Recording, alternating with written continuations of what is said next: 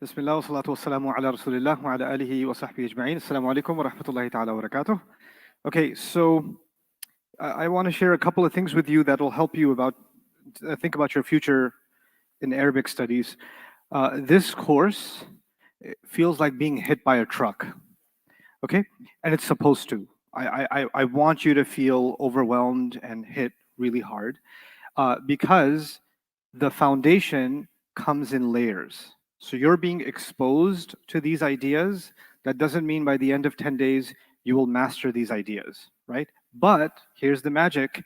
When these 10 days are done, because you had such a short amount of time to consume this information, right? And you actually are keeping up. Even if you're not 100%, you're actually keeping up. You're able to answer things. You can't remember everything, but you can be reminded. You can say, oh yeah, I get that, right?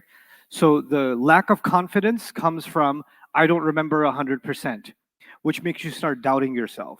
But actually, that not remembering 100% is normal.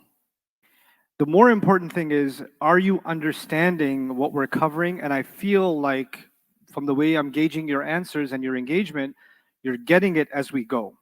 Now, what happens is, when this class is over, your first assignment is actually going to be to watch the entire course over again in 10 days. Again, not over the course of a month or 2 months, in 10 days again. However, when you watch this course a second time in 10 days, it is going to not feel like you're getting hit by a truck. It's going to feel like you're getting hit by a tennis ball.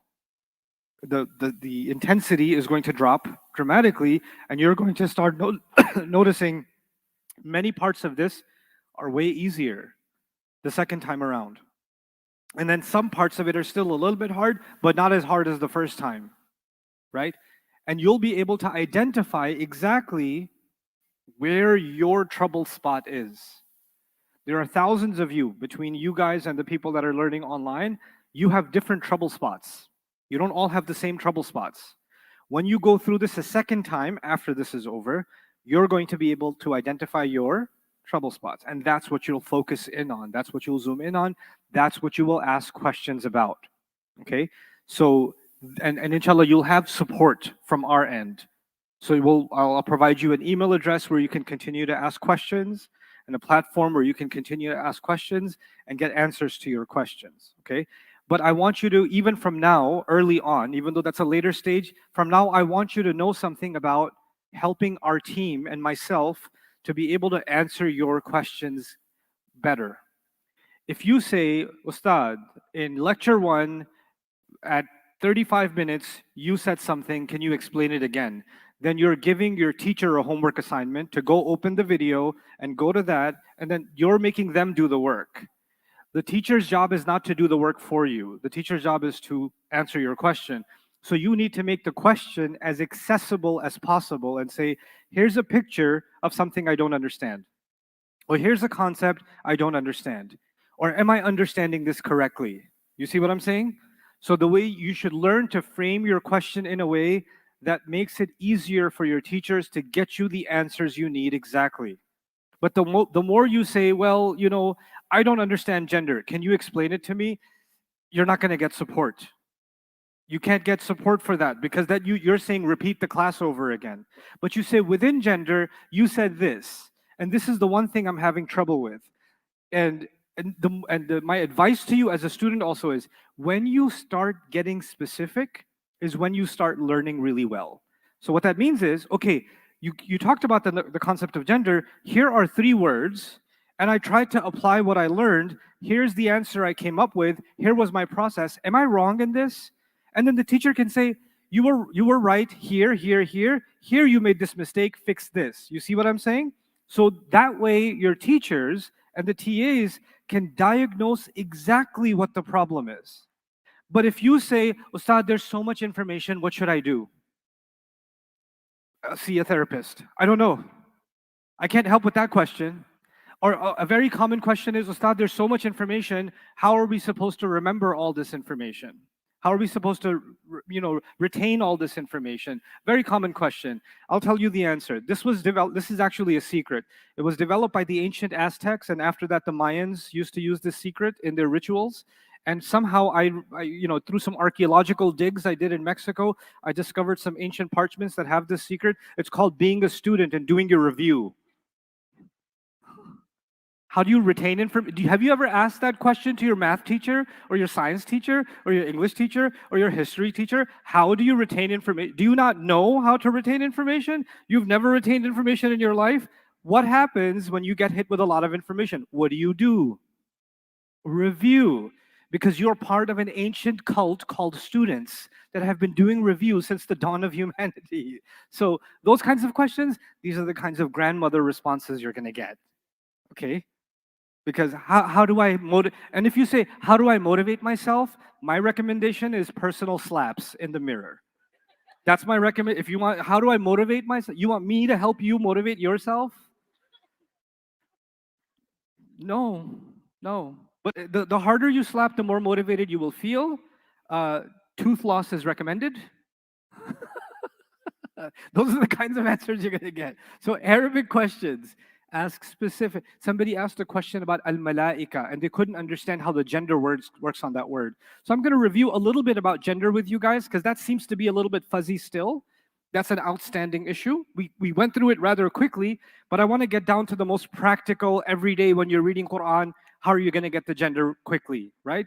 So let me work through that with you from another angle. You've already had the class on gender where we don't talk about masculine. We only talk about feminine. And within feminine, we don't need to worry about, nobody's going to ask me a question, is Maryam masculine or feminine? If you do, you have a problem, right? So that's not a grammar problem, that's common sense.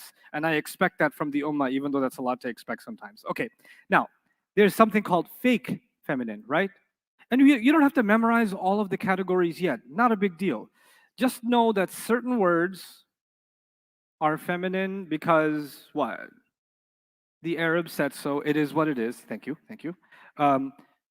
Because the Arab said so. And that's in these new and improved notes. It's page 13. I actually went off on Ustad Jawad. I said I told everybody page 12, and you guys put it on page 13. I've been saying page 12 for 20 years because it was page 12, and you guys edited the document and made it page 13, and my world was shattered. So now I have to write the word 13 here. But yes, it's the Arab said so on page 13. That's just feminine. Those are just a handful of words, right? Now, other than that, what you're looking for 99% of the time, it's this guy. Is this guy. This guy makes a word feminine. That's what happens, okay? And then sometimes you see this guy. This is not a ya. That's not a ya. A ya has dots on the bottom in Arabic. Okay, in Farsi and in Urdu, the ya doesn't have to have dots on the bottom, and it's considered a ya. This is not considered a ya in Arabic. That's considered an alif maqsura. Say that for me. Alif maqsura. It's actually, in my script, I have a little bit of trouble, but there's a dagger on top of it floating, and alif is floating on top of it, I want you to imagine, okay? So nobody reads this as Musi. Everybody reads this as what? Musa, right? So that's an alif maqsura. This one can be feminine. This one can be feminine, but only if the word doesn't already have a real gender. So Musa, does it already have a real gender? So then that doesn't matter. And even the first one, even though this is not going to happen in the Quran really, if I say Talha, does it have a round ta at the end?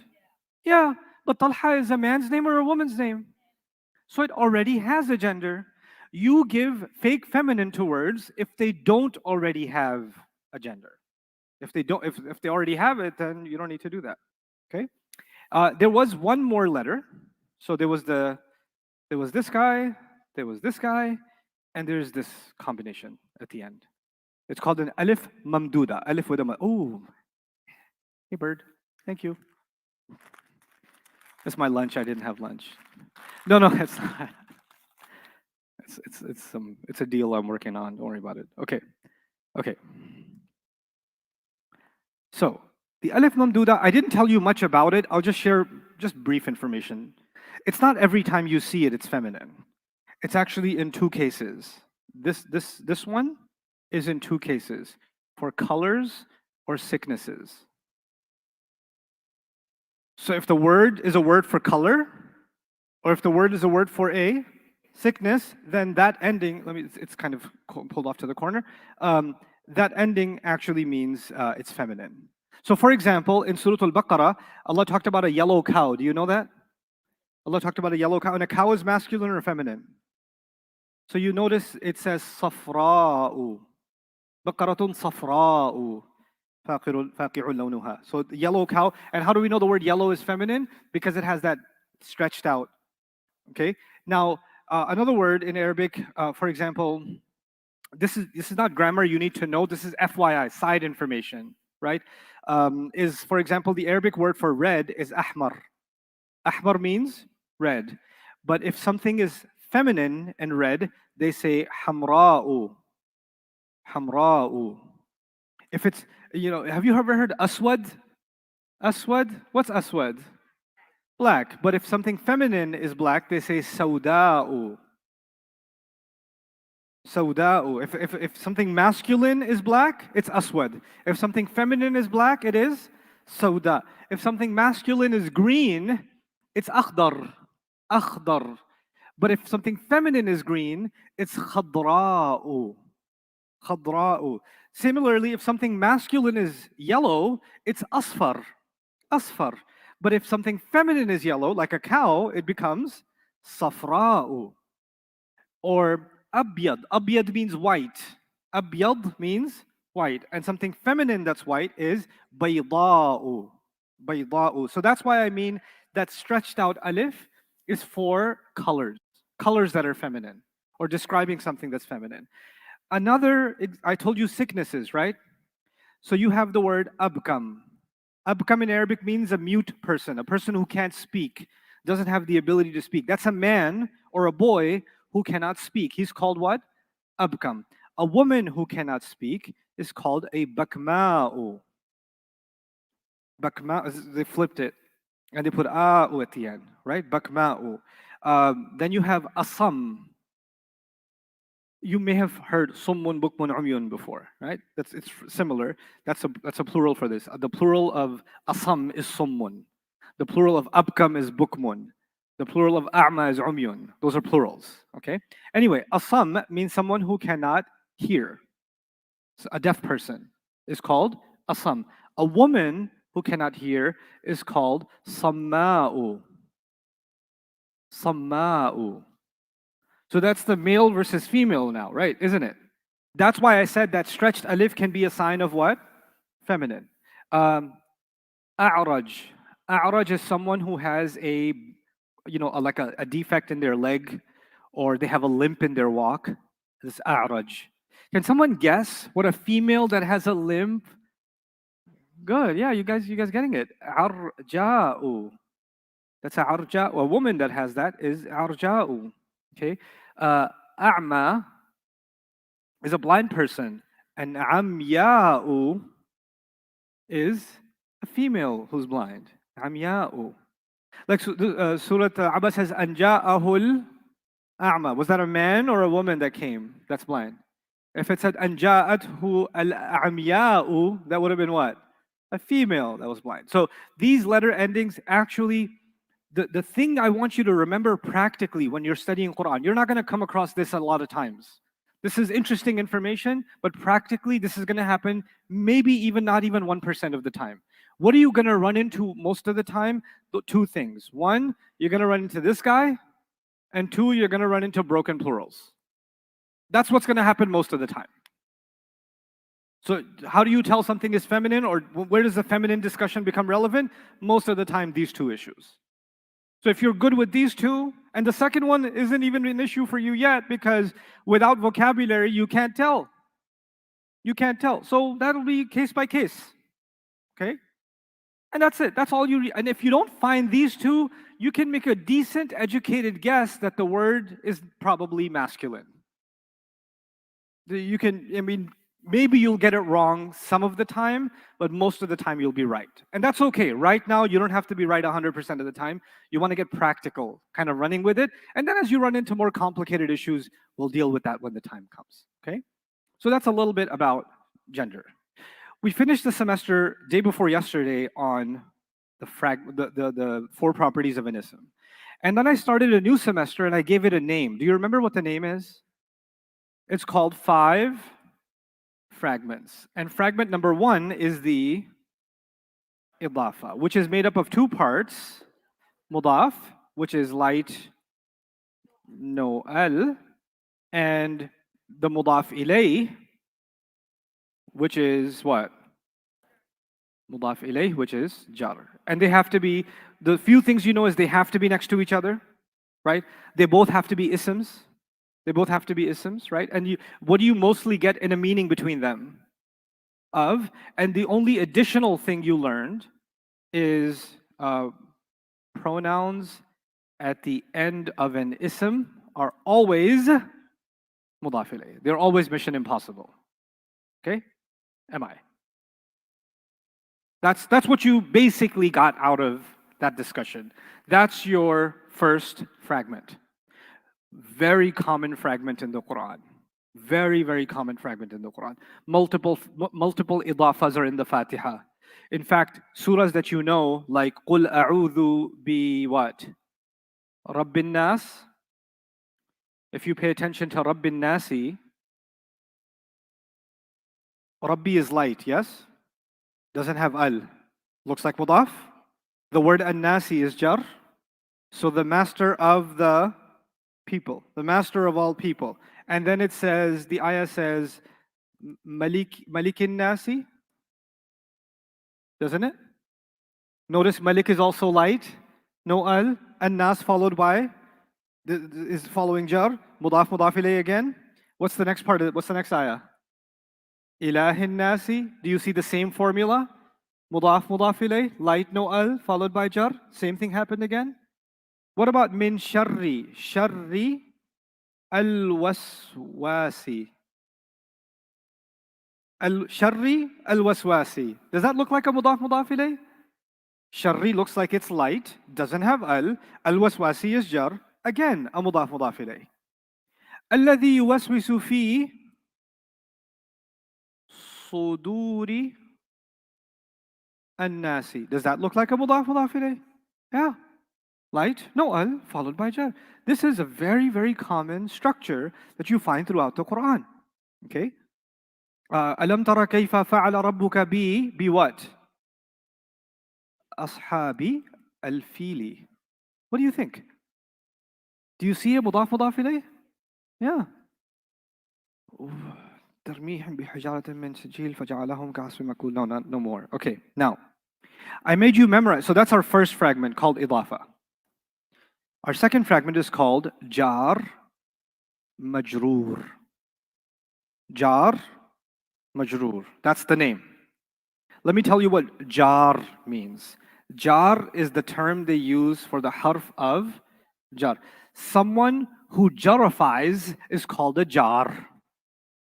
Someone who memorizes is called a hafiz. Someone who does hajj is called a hajj. Someone who jars is called a jar. So the harf of jar are all jar because what do? They jarrify. And someone who gets jarrified is called a majroor. The one who gets jarralized is called majroor. So the ba, do you know these? Ba, ta, do you know these? Ba, okay. Do you know these? Ba, ta, kaf, lam, waw, min, fi, an, ala, hatta, ilaa, right? These are your jar. These are your what? Jar. We got 2 names for them. You can call them harf of jar. You can also call them jar. Their victim, the guy they make into jar, that's called the what? Majroor. They're the jar, that's the majroor. Jaar, majroor. You got it? So yes, question?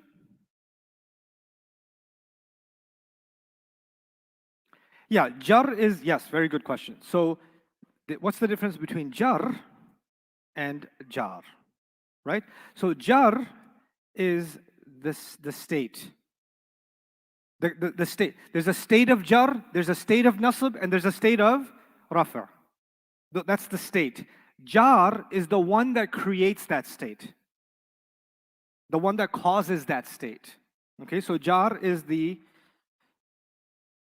the one who creates that state. So these harf create that state after them, don't they? So that's why they're not called jarr, they're called jaar. They create the state of jarr. Create that state. State. Okay? So, let's do, once again, قُلْ أَعُوذُ بِي رَبِّي an-Naas. Do you see a jaar? Where's the jaar? The B, that's harf jar. That's a jaar. Two names for it, harf jar or jaar. Then what's the majroor? Rabb. Rabbi, because it became majroor. It's jar. When something becomes jar, it's called majroor. Okay? Okay, then the Rabbi is mudaf. And an-Naas is, so you've got a jar majroor, and you've got a mudaf ilayh, all quickly, all together, don't you? Two things working with each other. Watch this one. Min sharri al-waswasi. Yeah? Is min a jar? Every time I ask, you say, yes it is, and let me prove it. Ba, ta, kaf, lam, wow. Min is a jar. Sharri would be the majroor. Then sharri is the mudaf, and al-waswasi is mudaf ilayh. Your question? Again? Yes. Has to be an ism. Very good question. Does a jaar, meaning a harf of jar, need an ism right after it? Absolutely. Every one of them wants a what? An ism. Ba wants an ism. Ta wants an ism. Kaf wants an ism. They want an ism. Yes. If it's not an ism, then it's not a jaar. It must be something else. You got confused. You know, sometimes you're like, oh my God, it's you. And you tap their shoulder and you're like, is there someone else? Like, sorry, you're not jaar. You look like him though, you look like him. It doesn't always have to be continued with mudaf ilayh. Good question. Let's try this. What if I say, a'udhu billahi minash shaitani? We say this all the time, don't we? Do you see a jaar majroor here? Where's the jaar? The ba. What's the majroor? No, not Allah. The word Allah. The word Allah. And then, is there another jaar? Where's the other jaar? Min. And what's the other majroor? Ash-shaytani. Is the next word, the majroor, is that also a mudaf this time? No, it doesn't have to be. That's a separate problem. You know how in math sometimes you have an equation or a problem that has multiplication and addition? And sometimes it's just multiplication, and sometimes it's just addition. It's like that. Sometimes it's just jar majroor, and that's it. Life is easy. Sometimes it's jar majroor, followed by mudaf ilayh, followed by something else. It kind of stringing. Let me show you a really cool string of words in the Quran. Dzikru rahmati rabbika. Okay, this is in the beginning of Surah Maryam. Look at dzikru and tell me if that looks like a mudaf. Proof? What's the proof? Light no al. Good. Does rahmati qualify as a mudaf ilayh? How? Because the E tells you in rahmati that it's jar. Okay. Does rahmati itself look like a mudaf? Yeah, because it's also light no al. Does the word rabbi after that look like a mudaf ilayh? Rabbi. That jar? Rabbi, you're not sure, Rabbi? If it was rafa', what would it be? If it was nasab, what would it be? Rabba. If it's jar, what would it be? Looks like it's a mudaf ilayh. Okay. Rabbi itself is light and no al, yes or no? Is ka after that? What kind of word is ka? Okay, if it's an attached pronoun, we had some questions yesterday. We used that process. So when you see an attached pronoun, you gotta tell me, where'd you come from? Ka. Anta. What does anta mean? You. So, and the attached version can only be what status? What did we say? It could be nasab or jar. But if it has a mudaf, it has to be the mudaf ilay. A pronoun at the end of an ism is a mudaf ilay. So that means dzikru is mudaf and rahmati is mudaf ilay. Rahmati is mudaf and Rabbi is mudaf ilay. And Rabbi is also mudaf and then ka is mudaf ilay. Here's the Snickers question.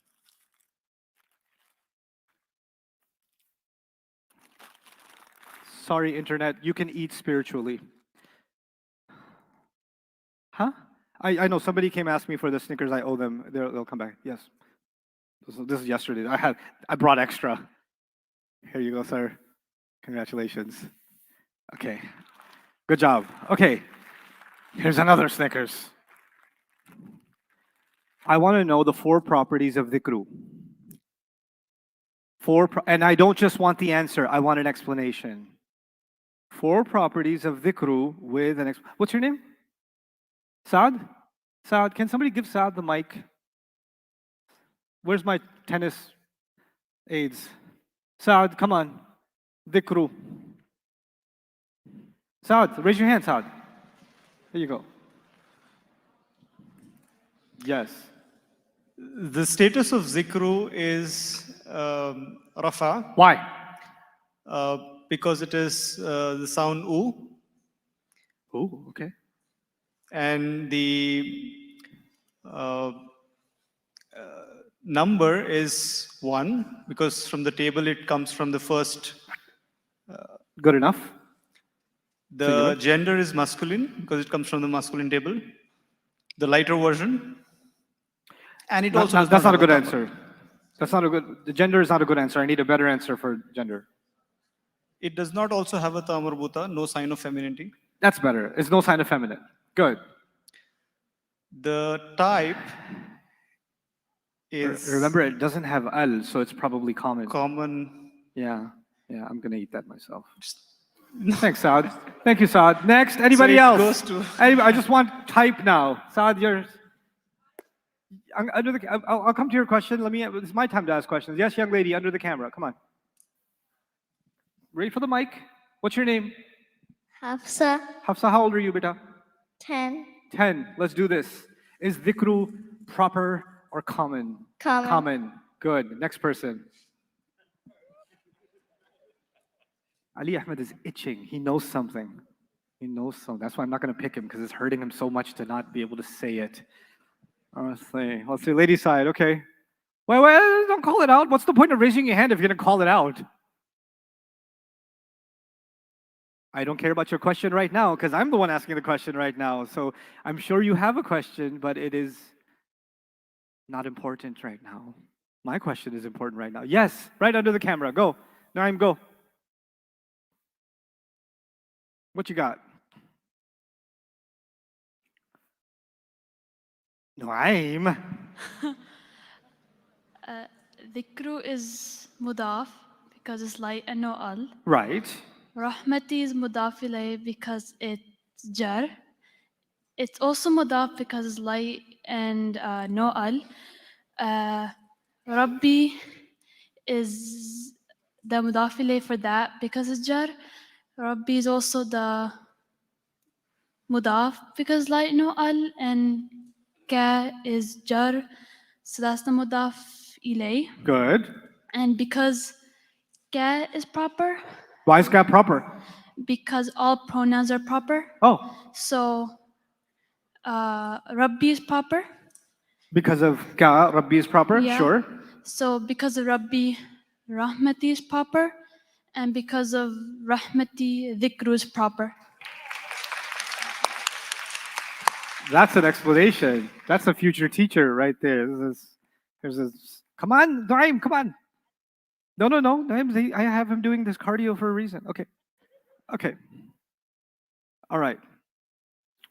You see what happened there, Saad? Are you sad about it? See what I did? Okay. No, actually, my real question was about type, because I explained everything else anyway. And we must have a Snickers. You remind me of a family I met in Portugal. I would look for a halal place to eat in Portugal. I was there for a week, and I found a spot. I went there. It was a Pakistani restaurant, sat there and eat, and there was this other family sitting there, And I'm just they're talking to each other. And I don't know what language it was. It's one of the South Asian languages. I think it was Gujarati or something, whatever. So they're sitting and talking. They finish their food. They get the bill, and the old lady goes, "I only had half the Sprite. I will pay half."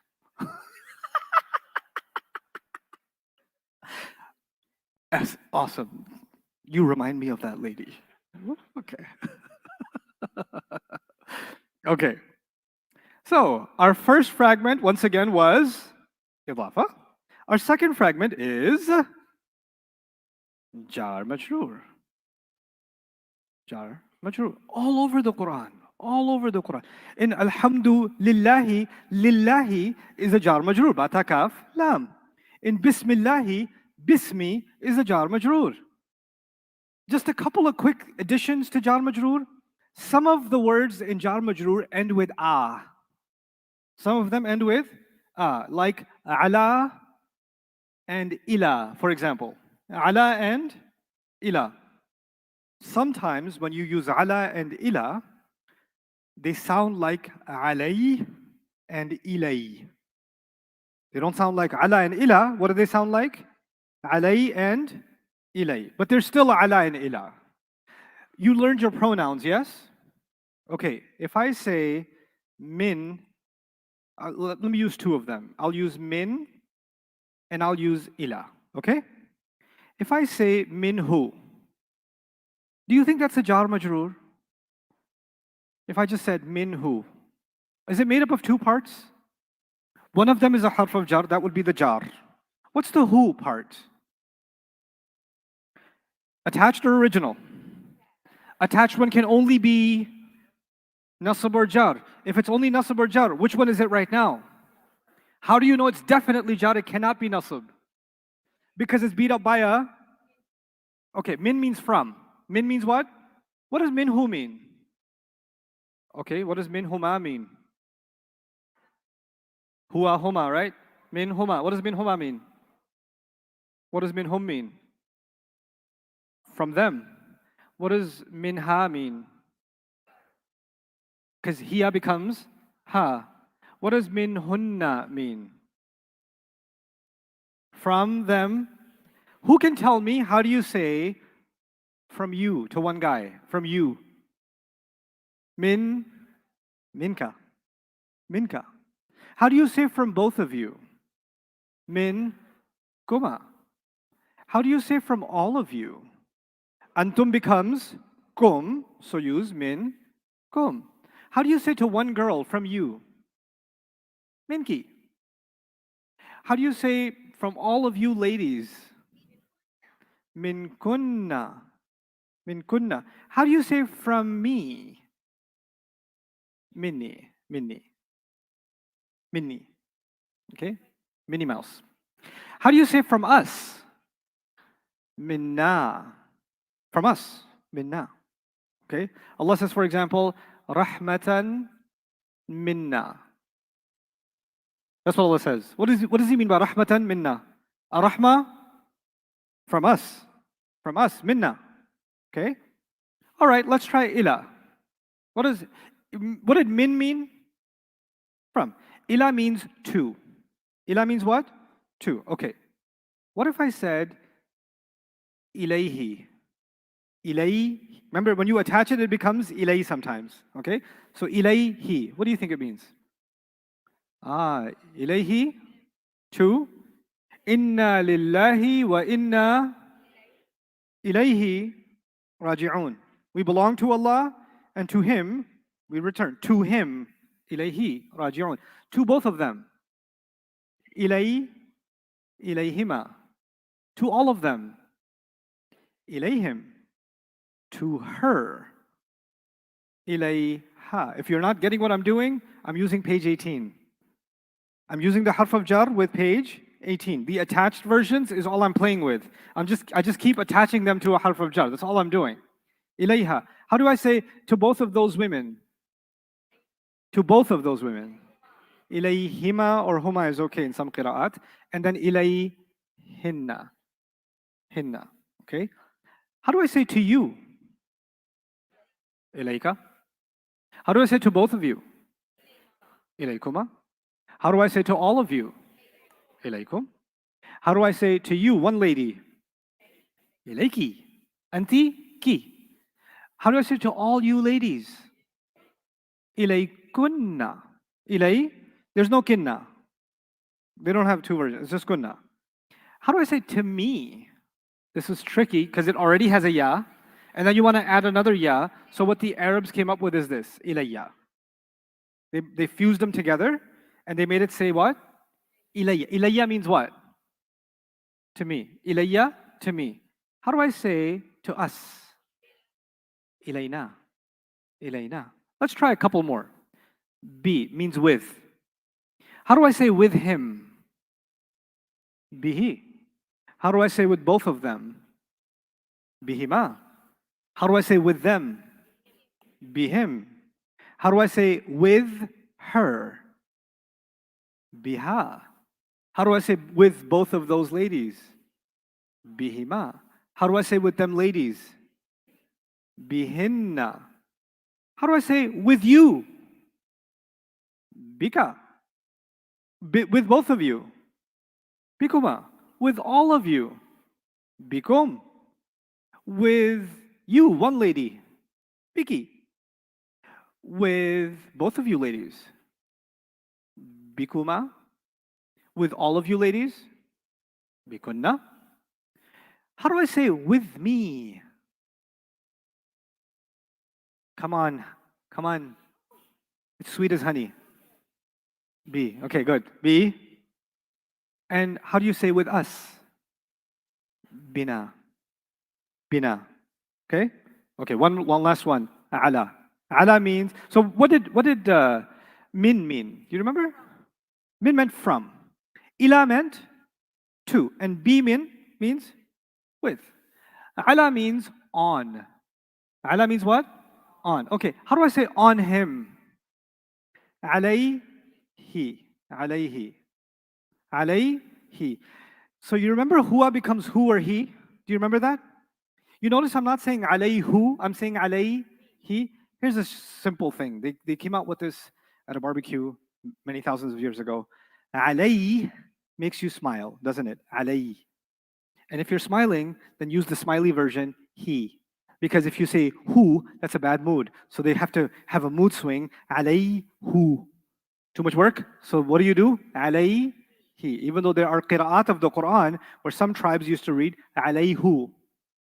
So you might hear an imam recite غَيْرِ الْمَغْضُوبِ عَلَيْهُمْ. In some qira'at that's accepted, but in the Hafs reading and the Qurayshi dialect generally, it's alayhim. Alayhim or alayhi. Okay, so alayhi on him. Alayhi on him. When we say a prophet's name, any prophet's name, Yaqub, what do we say after that? Alayhi salam. On him be peace. Alayhi assalam. If there were two prophets and I wanted to say maybe peace be on both of them, what would I say? Alayhima. Alayhim assalam. Alayhim assalam. If I wanted to talk about a lot of prophets and say salam on them, what would I say? Alayhim assalam. Alayhim assalam.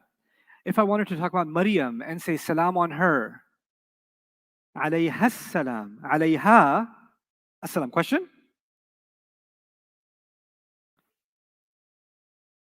Right. We're using hima because it sounds nicer with alayhi. Alayhim. Yeah. And we were like, so we used it with be. We used be him because it sounds nicer with be. But when I used min, I didn't say min him. I said min hum. Yeah? And the good thing is you don't have to discover which one to use. The Quran is very well scripted for you. So you know which one, and you get used to which ones are used. So it's not a discovery you have to do, right? Anyway, so I was at alai, and I want to say those women. May peace be on those women.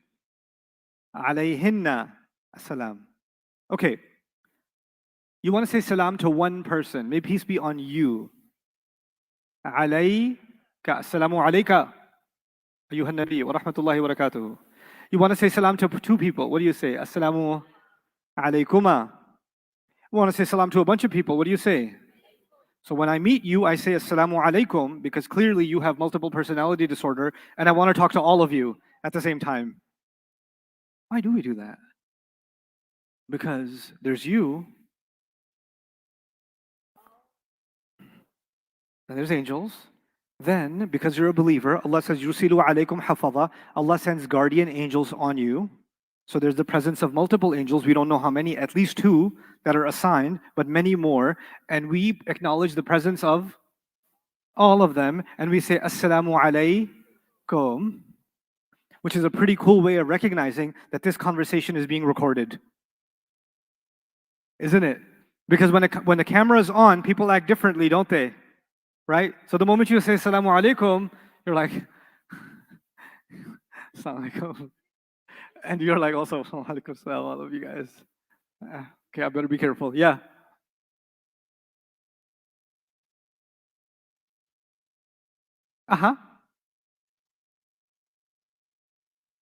Okay, the question is, at-tahiyyatu lillah, wa salawat, wa tayyibat, assalamu alayka, ayyuhan nabi. Assalamu alayka. What does alayka mean? Upon you. So we're doing a tahiyyat and we say salam on to the Prophet ﷺ as if we're talking to him. But clearly he's not there, so how are we talking to him? My understanding of this subject is pretty straightforward, it's very easy, it doesn't create any controversies. Here's the thing. I have my late grandmother, right? She used to make parathas for me. She was really good. She could make 30 parathas in 30 seconds, I believe. I don't know, I just turn around and there's like a stack. Because the entire extended family, she used to make these parathas for them, okay? She passed away many years ago. And sometimes I'm just driving and I miss who? Not the parathas. No, not the parathas. I miss my grandma. What's wrong with you? So I'm driving and just the thought of grandma comes in my head, right? And as I'm driving, I just say, Grandma, I miss you. I'm in the car by myself. I'm in the car by myself, and I just say, what, Grandma? I miss you. Is my wife going to turn to me and say, do you actually believe she's here? Do you believe in ghosts? Should I believe in ghosts? Is she a jinn? What's going on? What should I believe? Is that what I meant? When you feel emotionally attached to someone, when you feel love for someone, you can speak to them even when they are not physically there. It's an expression of your intimate closeness and love to them. You don't have to turn this into a theological crisis. It is an expression of your love for your Prophet, alayhi salatu wasalam. So you can say what? Alayka. You can totally say that, and it's completely fine. It doesn't have to become, oh my God, you just said the Prophet is there. And no, it's alayka. It's out of love. Language isn't about science. Language is not technical. Language is organic. It lives. It has emotion. It has spirituality. It has meaning more than just science textbooks. Science textbooks write material without any human element. It's just data.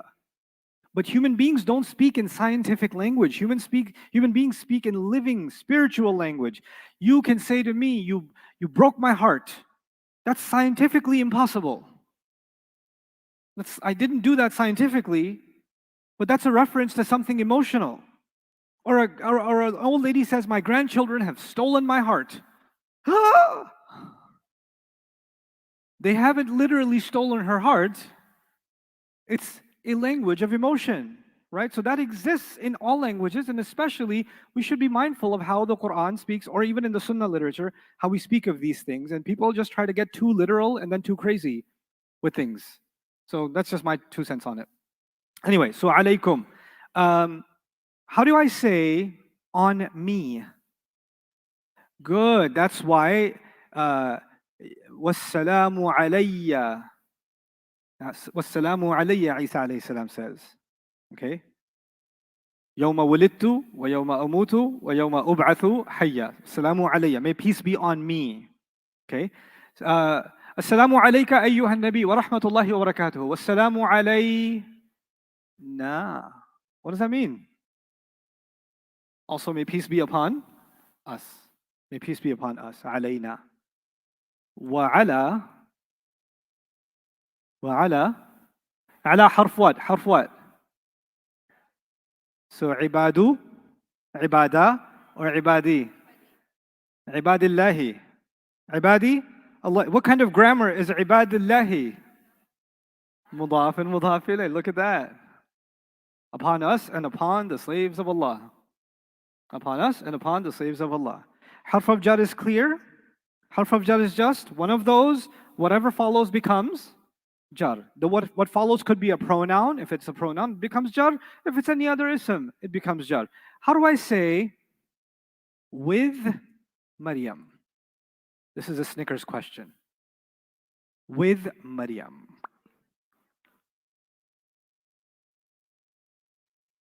Which one of you had raised your hand before?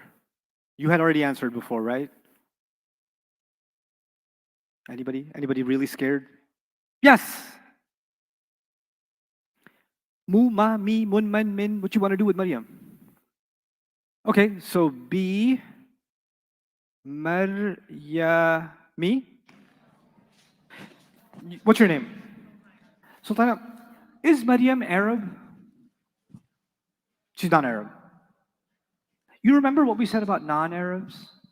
Take the mic, it's okay. What do we say about non-Arabs? If you don't remember, I'll tell you. Okay. We said they are kind of limited. So when we say them in Rafa, we say U. When we say them in Nasb, we end with A. And when we end them in Jaar, we still end with A. Since she's a foreigner, what should I do? Yes. I'll still give you a Snickers. Oh. Good job. For bravery.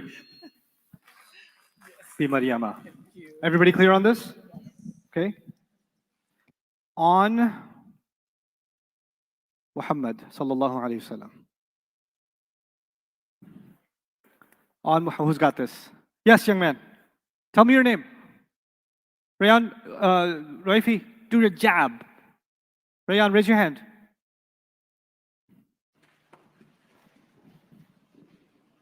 How do you say on? على. Good job. So على محمد. Good job. It wasn't a Snickers question, but it was a really good job. That hurt a little bit, I know. على محمد. I'm not just giving them away like that. It's gonna make it a little painful first. على محمد. Everybody clear about Harf Jaar? You know I made you memorize 11 of them, right? Say them for me so I feel better about myself. I feel like I accomplished something. Ba, ta, kaf, lam, waw, min, fi, an, ala, hatta, ilaa. Good job. Just one complication that I just want you to be aware of. I'm not going to tell you all of their meanings. You will get them over the top. Instead of loading them all at once, I don't believe in that. I don't believe in giving you a list of vocabulary and then you memorize it, because you'll forget it as quickly as you memorize it. But as we go and I say, hey, this means this, and then I say it again, and then I say it again, and then I say it again, it starts what? Settling in. Min is from, min is from, min is from. You'll hear it over the course of the next few days. Min will just become from. You see? It's far more natural that way. But I do want you to know one thing. How many people here know Surah Al-Asr? Surah Al-Asr. Okay, so how does it begin? Wal-Asri. Wal-Asri. So the waw means what? Harf Jaar. Harf Jaar. There's another waw. You find it in the Quran. Wallahu ala kulli shay'in qadir. Okay? Wallahu. There's a waw that made the next word Jaar. There's a waw that did not make the next word Jaar. You know what that means? There's different kinds of waw. There's a waw that's a member of this group, and there's his twin who's not a member of this group. And how can you tell which one's a member and which one's not a member? The one that is a member will make the next word Jaar. The one that's not a member doesn't care. You could put Jaar after me, Nasab after me, Rafa after me. I don't care. I don't really do that kind of stuff. I'm just doing neutral waw. Okay? Now the one that's neutral means and.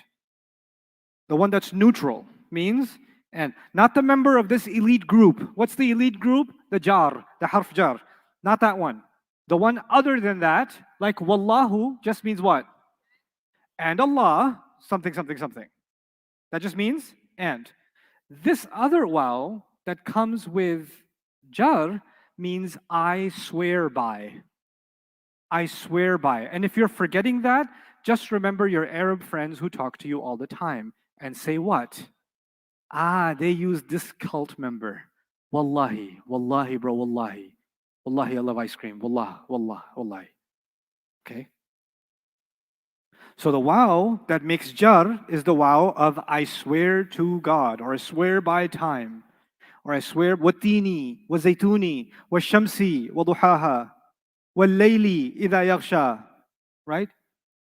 Kalla wal qamari, wa subhi idha asfar, wa layli idha atbar.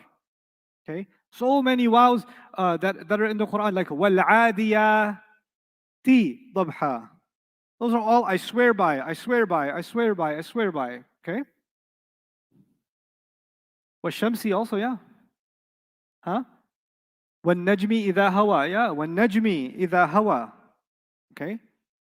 What I want you to do to understand this wow better, how the Quran uses it, listen to any of my lectures on any of the surahs that begin with a wow. Right? Either وَالنَّجْمِ or وَالتِّينِ or وَالْعَصْرِ. Allah will give you a detailed lecture on what the wow does, what the point of it is. Okay? Now you know its grammar, but I want you to know its rich meaning. You can listen to my lectures on Surah Al-Asr or Surah Al-Najm, anyone, and I've talked about that because I want those ideas to be reinforced. Okay? So that's a little bit about the wow. Not every time you see wow, you say harf jar. That was the point I wanted to make, yeah? Okay. Now I'm going to tell you another thing. One was Idhafa. I'm not going to get tired of writing that. Two was what? Jaar, Majroor, which is basically harf jar and its victim. And they must also be together. And this one, Idhafa, must also be what? Together. Now we get to number 3 before our break, which is going to be Harf of Nasb. Harf of Nasb and its ism. Harf of Nasb and its ism. In my notes, I call it Harf of Nasb and its victim, but I'm trying to get you used to more technical language. I'm doing things a little differently this course. Harf of Nasb and its victim. Repeat after me. Inna, anna, ka'anna, bi'anna. Inna, anna, ka'anna, bi'anna. Inna, anna, ka'anna, bi'anna. Inna, anna, ka'anna, bi'anna. Again. Inna, anna, ka'anna, bi'anna. Inna, anna, ka'anna, bi'anna. Inna, anna, ka'anna, bi'anna. 4 of them, yeah? Inna, anna, ka'anna, bi'anna. Inna, anna, ka'anna, bi'anna. Inna, anna, ka'anna, bi'anna. Who would like to give me some dictation? Tell me on the mic. Naim, get somebody. Where's Naim?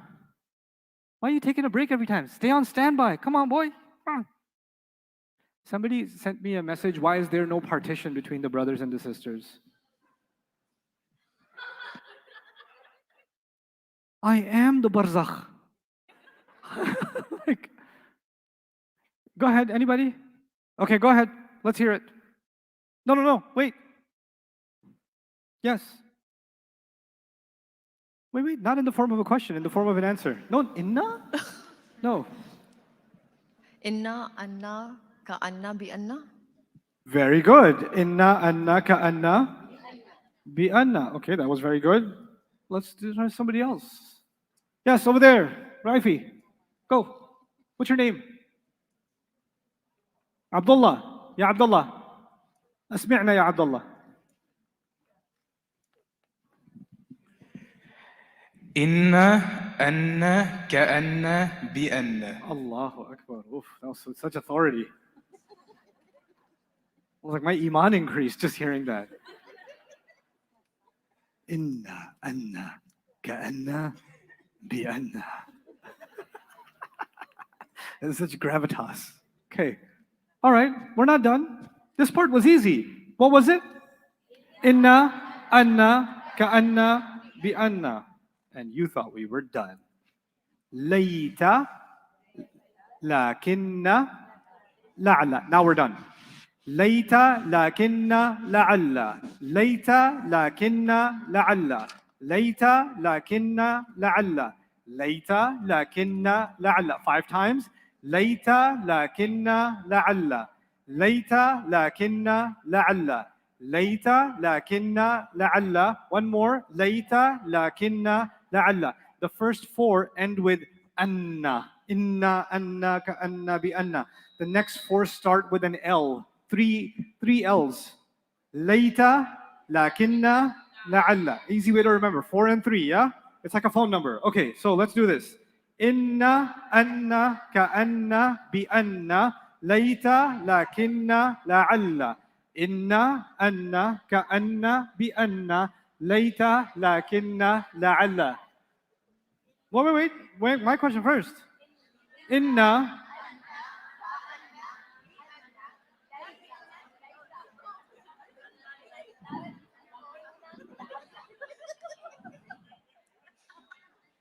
I heard inna, anna, ka anna, bi anna, inna lillahi wa inna ilayhi raji'un. That's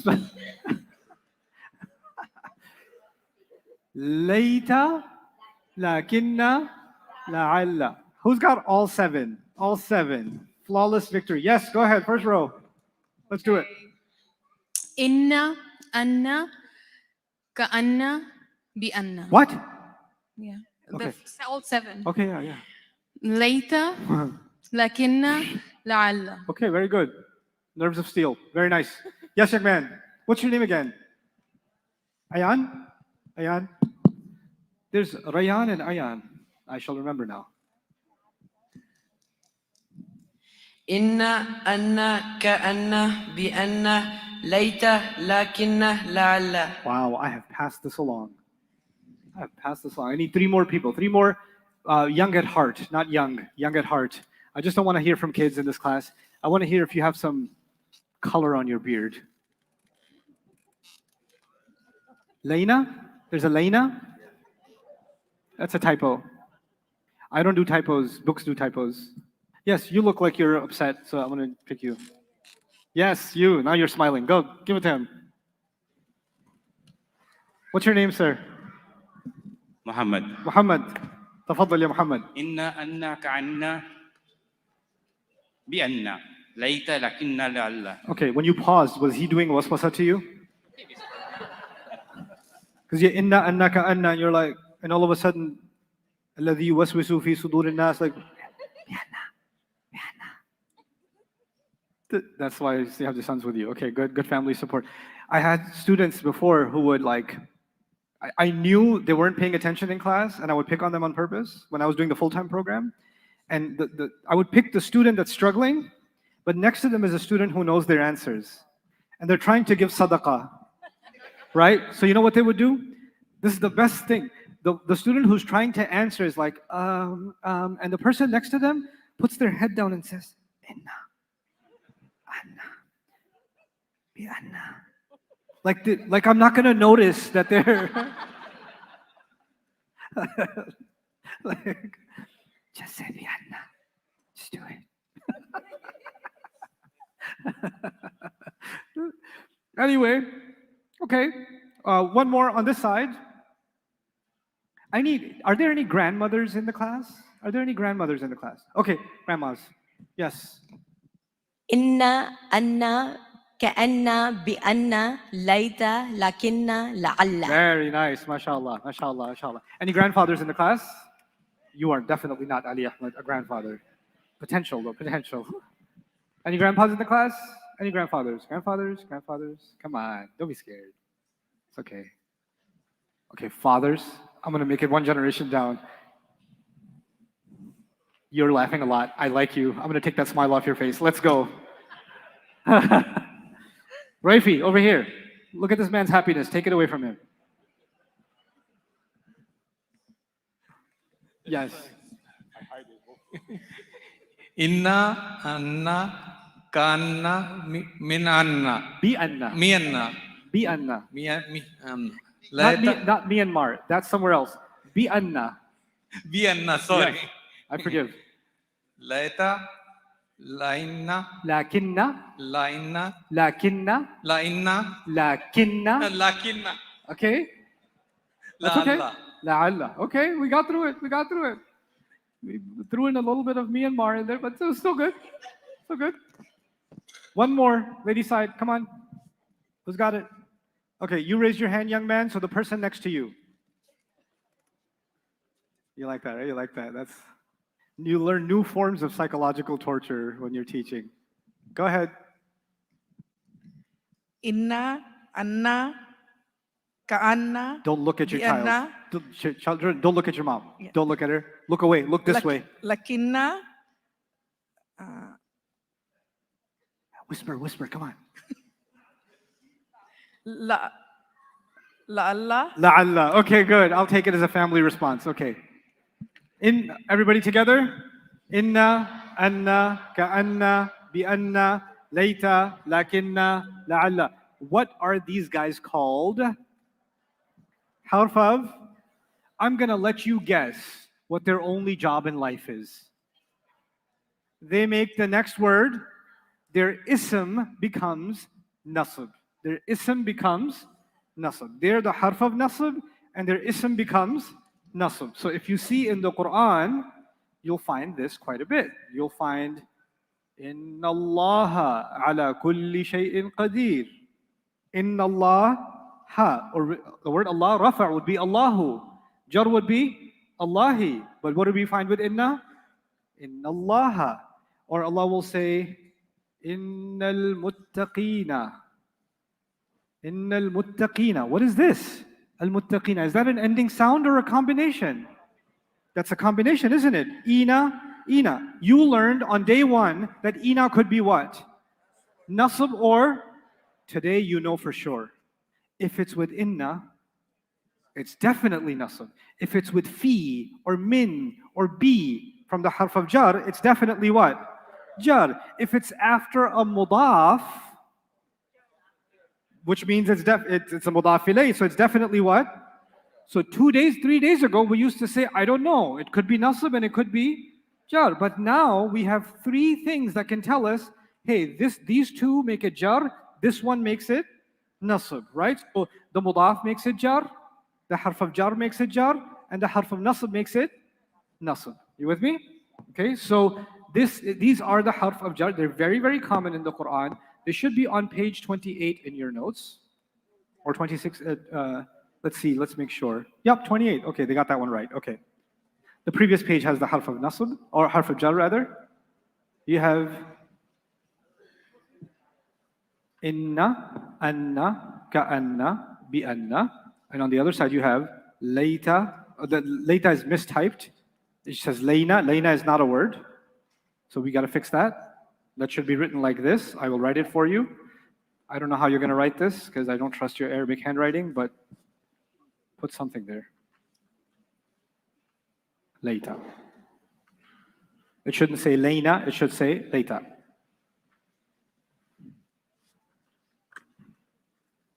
Okay. Layta, laakinna, la'alla. These are called the harf of what? Nasb. I'm going to take one of them, very common one, or 2 of them. I'll use inna, which means for sure, and I'll take laakinna, which means however. South Asians know both of these words. Inna, everybody knows from the Quran, is famous. Lakin, we Urdu speakers use lakin. It's originally taken from the Arabic. Laakinna, we borrowed it. They don't take it from us, we take it from them. That's how that works. Okay? So let's do inna. And let's do it with the pronouns, because the pronouns are tougher. What is the original pronoun? Huwa. And then huma, and then hum. Okay, I'm going to use inna with each of them. But inna is a harf of nasb, which means I have to make the pronouns nasb. And if I make them nasb, I can't use the originals, I have to use the attached. So how do I use it with inna? The first one, inna what? Innahu. The second one, innahuma. The third one, innahum. Yeah? Innahu means certainly he. Innahuma means certainly both of them. Innahum means certainly they. Okay, then there's hiya, huma, hunna, isn't it? Let's try with hinna. Or with inna? What do I say? Innaha. What does that mean? Certainly she. For sure, she. Okay. Certainly both of them women. Innahuma. And certainly those women. Innahunna. Innahunna. You got it? Okay. Then what were the next three pronouns? Huwa, huma, hum, hiya, huma, hunna. Then what? Anta, antuma, antum. Okay, so certainly you. Innaka ala kulli shay'in qadir. Certainly both of you. Innakuma. What does that mean? Certainly both of you. How do I say all of you? For sure, all of you. Innakum. Innakum. Cool, huh? Now, let's try anti, antuma, and antunna. Okay? What do you guys say? Anti? Ki. Good. Antuma? Guma. And all of you ladies, for sure, you ladies. What page am I using all the time for this? Page 18. And I want page 18 sitting in your head, just like 6 was sitting in your head, so you can pop these out. 6 and 18 are like pillars of this building. People say, what else am I going to do? What else am I going to learn? Homie, the pillars are weak. You build a tower on top of these buildings, it's going to what? It's going to crash. But like, you should be so good at the pronouns. I'm telling you, there are students that study Arabic for 2-3 years. Their Muslim chart is weak, and their pronouns are weak, and they're still weak in Arabic. They still bust up mistakes. And a student that has studied Arabic for 3 months, but their foundation is strong, is superior to a student who's been learning Arabic for 2 years, and their pronouns and their status is weak. Between Harf of Jaar, Harf of Nasb, pronoun, and status, these 4 are already a huge foundational pillars of the Arabic language. You're good at this, you're good at Arabic, you're bad at this, you're bad at Arabic. Hands down. You got to know the meanings of the pronouns, you got to know the status of the pronouns, you got to know how to convert the pronouns to the attached versions. Page 18 is like a mission in your life. It should live in your head. The status of them, the meanings of them, and the conversions of them, attached to independent to attached. You got to be able to go back and forth quickly. These words, absolutely fundamental. I cannot stress that enough. Let's try, what are the last 2 pronouns? Ana and nahnu, okay? Certainly I. There's 2, innani, and they also make it inni. Innani or inni for short, both of them are correct Arabic, okay? Huh? Yeah, but they fuse the noon, so it's okay. It's mostly jar. It's mostly jar. But so innani and inni, yes. Yeah, so inna is the harf of nasb, and the ni is the ism that became nasb. And inni is like they said, there's too many ends here, we can just smush them together. It's still nasb, yeah. It's not jar. It's not jar. Okay? So they're both good ways of saying it. Which one do you think sounds more powerful? Innani or inni? Really? In Arabic, they have a rule. When you make more sounds, it carries more meaning. When you make more sounds, it carries more meaning. إِذَا تَكَثَّرَ تَأَكَّدَ. They have a rule. So which one is more powerful then? Innani is more powerful. Sometimes you'll find in the Quran innani, and other times you'll find inni, and by comparison you can tell Allah is stressing something more here and less there. Even though the English translations will say certainly I, but one of them is more emphatic, more powerful than the other. It has more weight, yes. No, light and heavy has nothing to do with emphasis. In only one context it has to do with more stronger negation, remember? So don't assume light and heavy is about emphasis at all.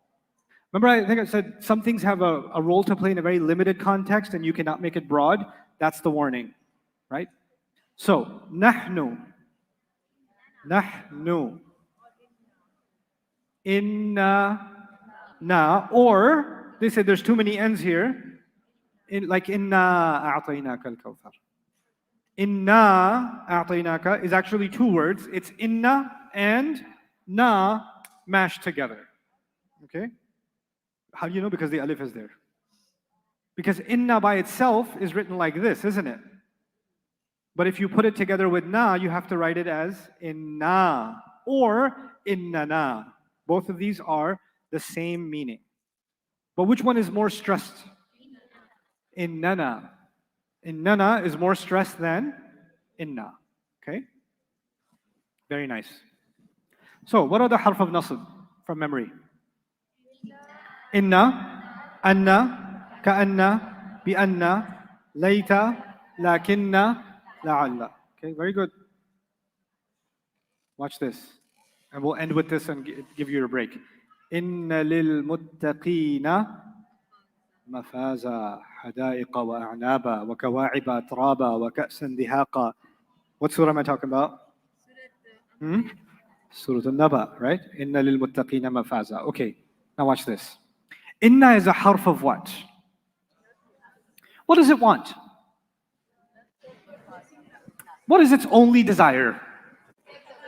To make the next word. So inna went over to li. Because the next word was what? Li. He said, hey, inna said, hey, want to be my nasb? And li said, bro, I'm a harf. I'm a harf. And on top of that, harfs don't have properties. I can't be nasb because I'm not even a what? An ism. So inna said, okay, sorry, bro. I'm just going to go have a word with muttaqeen.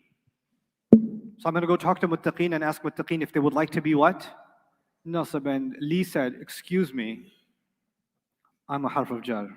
And al-muttaqeen is in a very committed relationship with me already because I'm the Jaar and al-muttaqeen is my Majroor. Step off, inna. And I said, what do you want me to do? I can't mess up with Li. I can't make muttaqeen Jaar because he's already busy. And then came what? Mafhazan and said, hey, hi, I could be nasb for you. And I was like, okay, we're going to be long distance friends.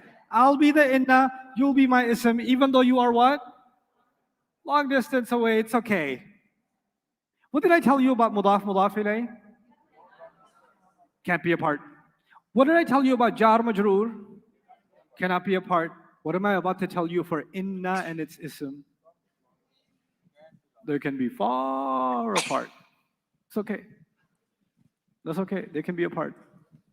Inna back here, mafazan, down there. What's the only reason it had to be apart? Because stuff in between wasn't letting them do it. Wasn't letting them have the effect. Inna cannot affect li. Inna cannot affect muttaqeen because it's already being affected by what? Li. But inna still needs someone to nasbify. So the nasbification comes later on. Yes.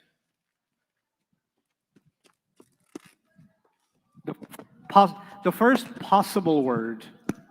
The first possible word. Now sometimes it's right next to it. Sometimes it's normal situation. Inna Allāha happens. Inna al-Muslimina wal-Muslimati. It happens. But other times, inna is followed by something that it cannot impact.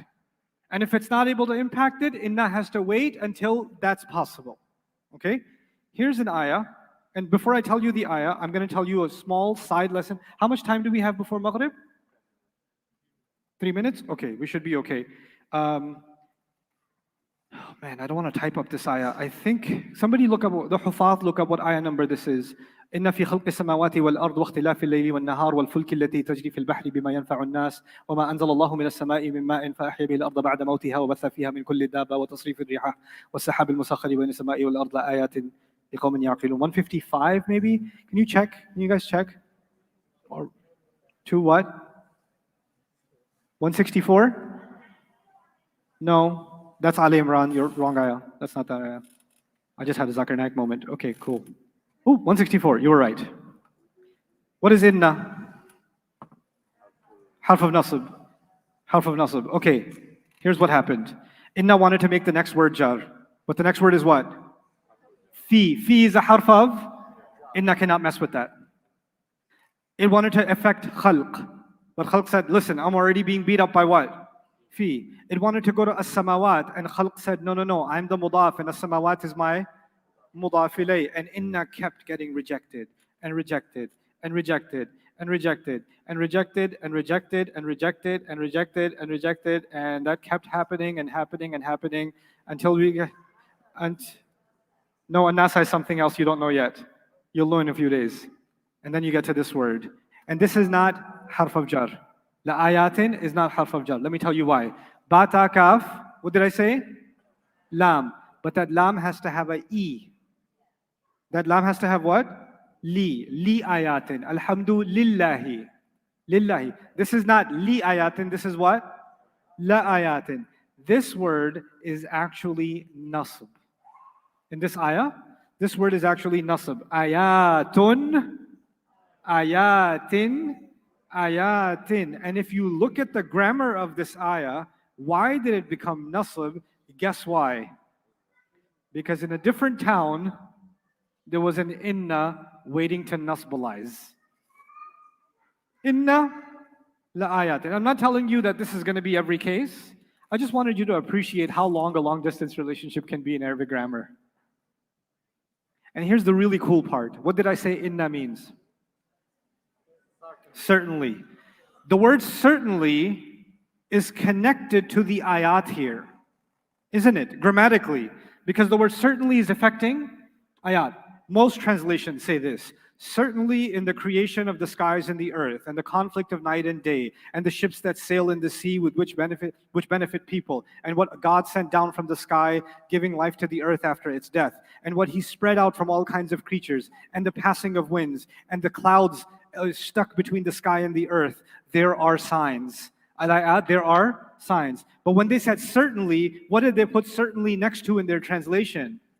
Certainly in the creation. But grammatically, certainly is not with the words in the creation. Grammatically, certainly is with the signs in the creation of the skies and the earth and the conflict of night and day. There certainly are signs. There truly are signs. The certainty is not with that stuff. The certainty is with the signs. The certainty is with, sometimes you read translation and I'm like, wait, but inna, ism inna. Some respect. Some respect. You got to connect it together. This is why you're going to start feeling a level of dissatisfaction from typical translations. And you're going to start noticing things in grammar that you're not seeing emerge in translation. And that's not to insult the translations, but translations have different priorities. Okay? Arabic students have different set of priorities. And I want you to develop that sense. What's happening in the text? Yes. Yes, if you have a harf of nasb, inna, anna, ka'anna, bi'anna, layta, laakinna, la'alla. I'll say that again and I want to hear you. Inna, anna, ka'anna, bi'anna, layta, laakinna, la'alla. If one of these is there, it has to have an ism.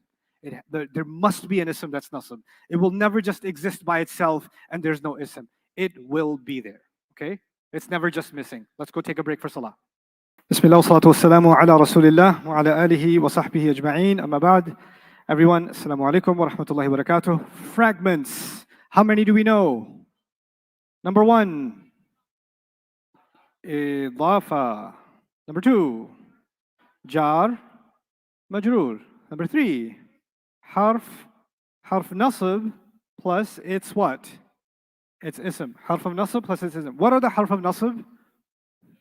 Inna, anna, ka'anna, bi'anna, layta, laakinna, la'alla. Well done. What are the Jaar Majroor? I don't know. You gotta tell me. Ba, ta, kaf, lam, waw. Min, fi, an, ala, hatta, ilaa. Well done. Okay.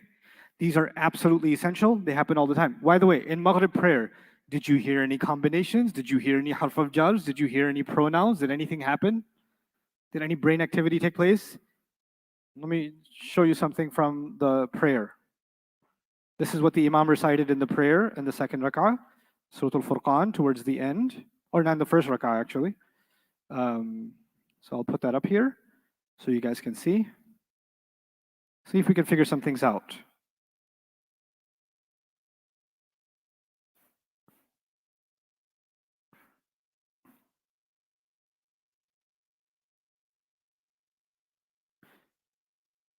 This is what he recited. He said, Rabbana, Rabbana. Do you hear anything we learned in this class? What do you see? Our master. What kind of grammar is Rabbana? Mudaf and mudaf. Please let go. Okay, I will let go. They said go over there. Okay, bye. Okay. Rabbana. Okay. So Rabb would be what here? Good. Now would be the mudaf ilayh. And now comes originally from where? Nahnu. Good. Lana. Something I didn't tell you before. Ba, ta, kaf, lam. You will find lam in two ways. When it's on every ism, it's li. When it's on an ism, it is what?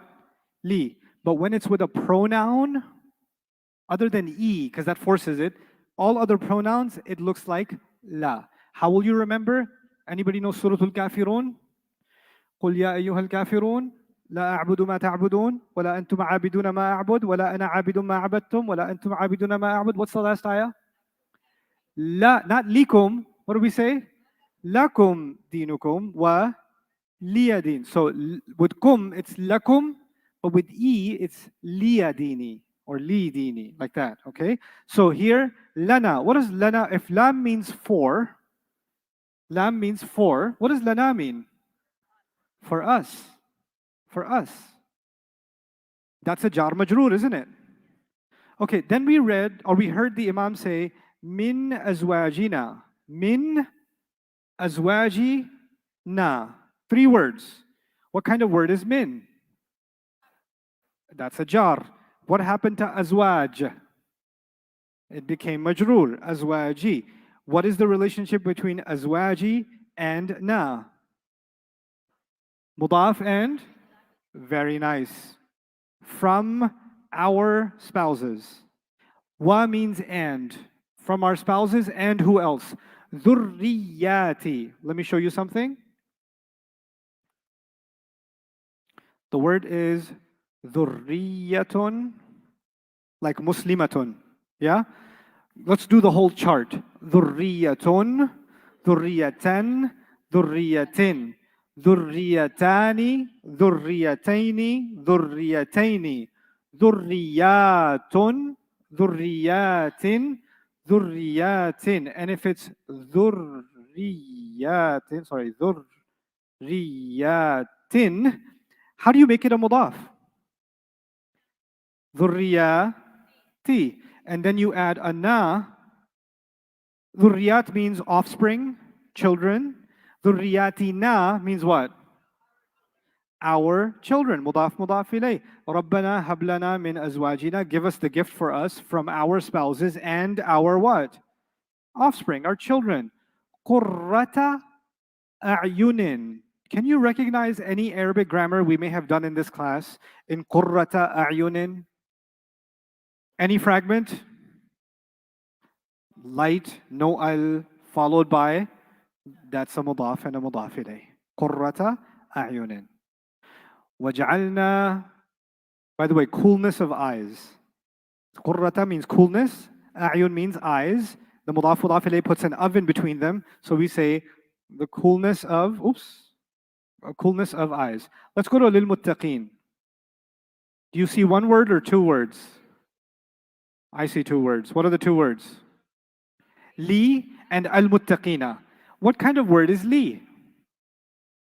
Harf jar. What does it do to the next word?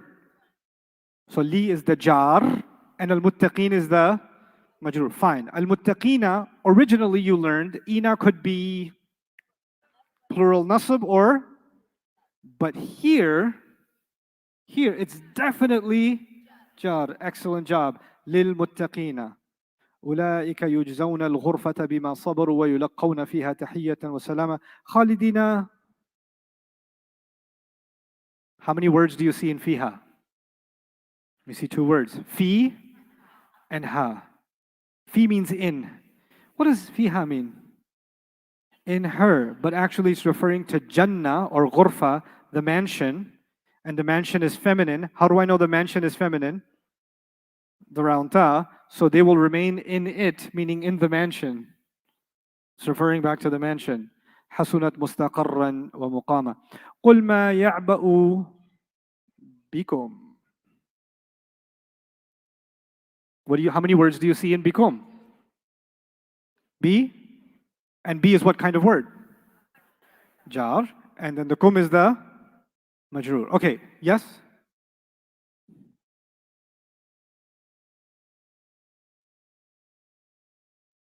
Which one? Let me go up. This one? This one? So al-muttaqina didn't have a line at the bottom, you're saying?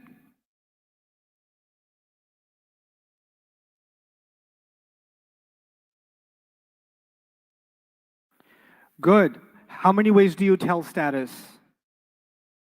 Do you remember how to tell status? There were two ways. What are the two main ways?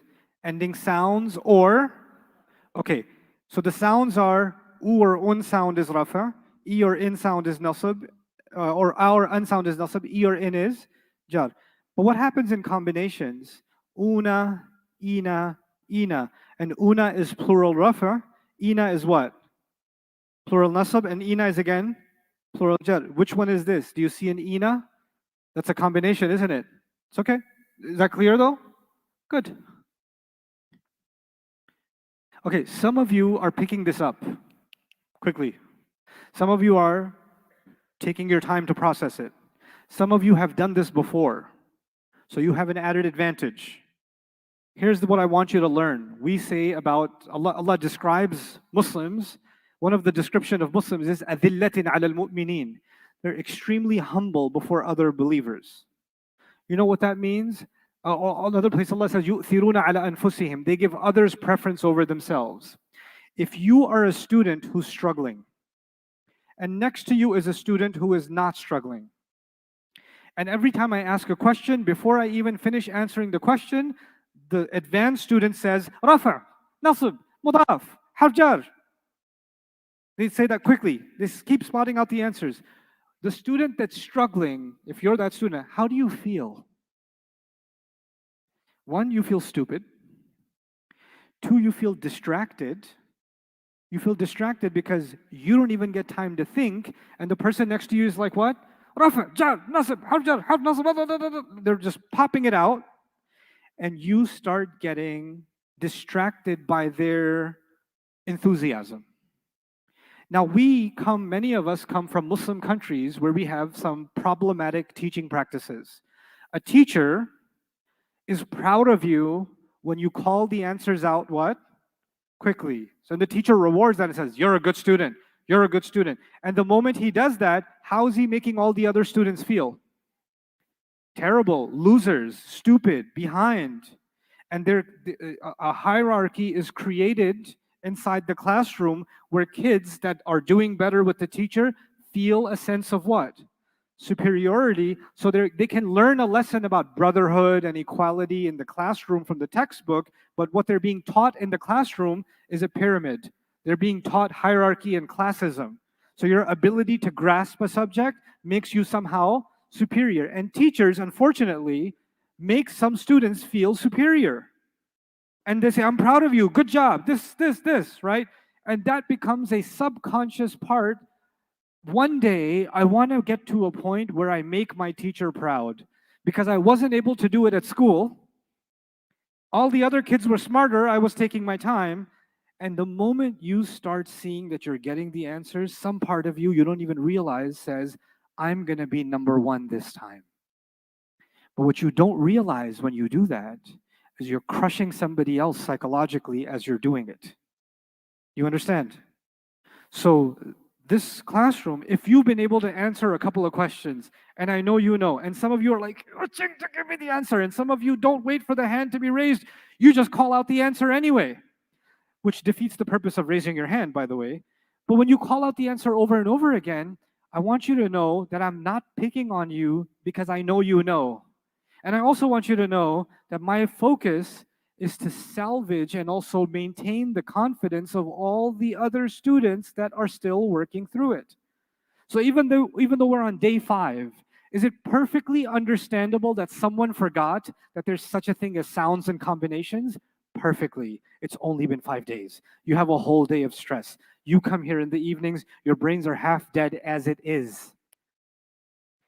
So it's completely understandable. That doesn't make you lesser in my eyes. My job is to help the ones that are struggling the most. And you, the ones among you that are doing well, you should see yourselves not just as good students, you should pick up the qualities of good teaching. And the first quality of good teaching is empathy for your students, meaning you need to feel how they feel to be able to help them. If you don't develop that, you can give a lecture, you can hear some people call out the answer, you'll feel good about yourself because 5 people kept calling out the answer. And you know, this becomes an institutional problem to the point where you'll have a school where most students are struggling, but 2 kids are doing really well, and at the graduation ceremony, who are they showing as their product? The 2 students that are doing really well, put them on stage, put them before the world, and all the other 98% of the kids are feeling worthless, and also you're actually lying to the public about your product. That's not your product. Your best students are not your product, actually. To me, your worst students are not your product, and your best students are not your product. You know who your actual product is? The vast middle. The middle is a large gap. Now, some students don't put in the work, so they stay on the bottom. Some students struggle extra hard. Allah made some things extra hard for them. They're not a reflection of the success of a program.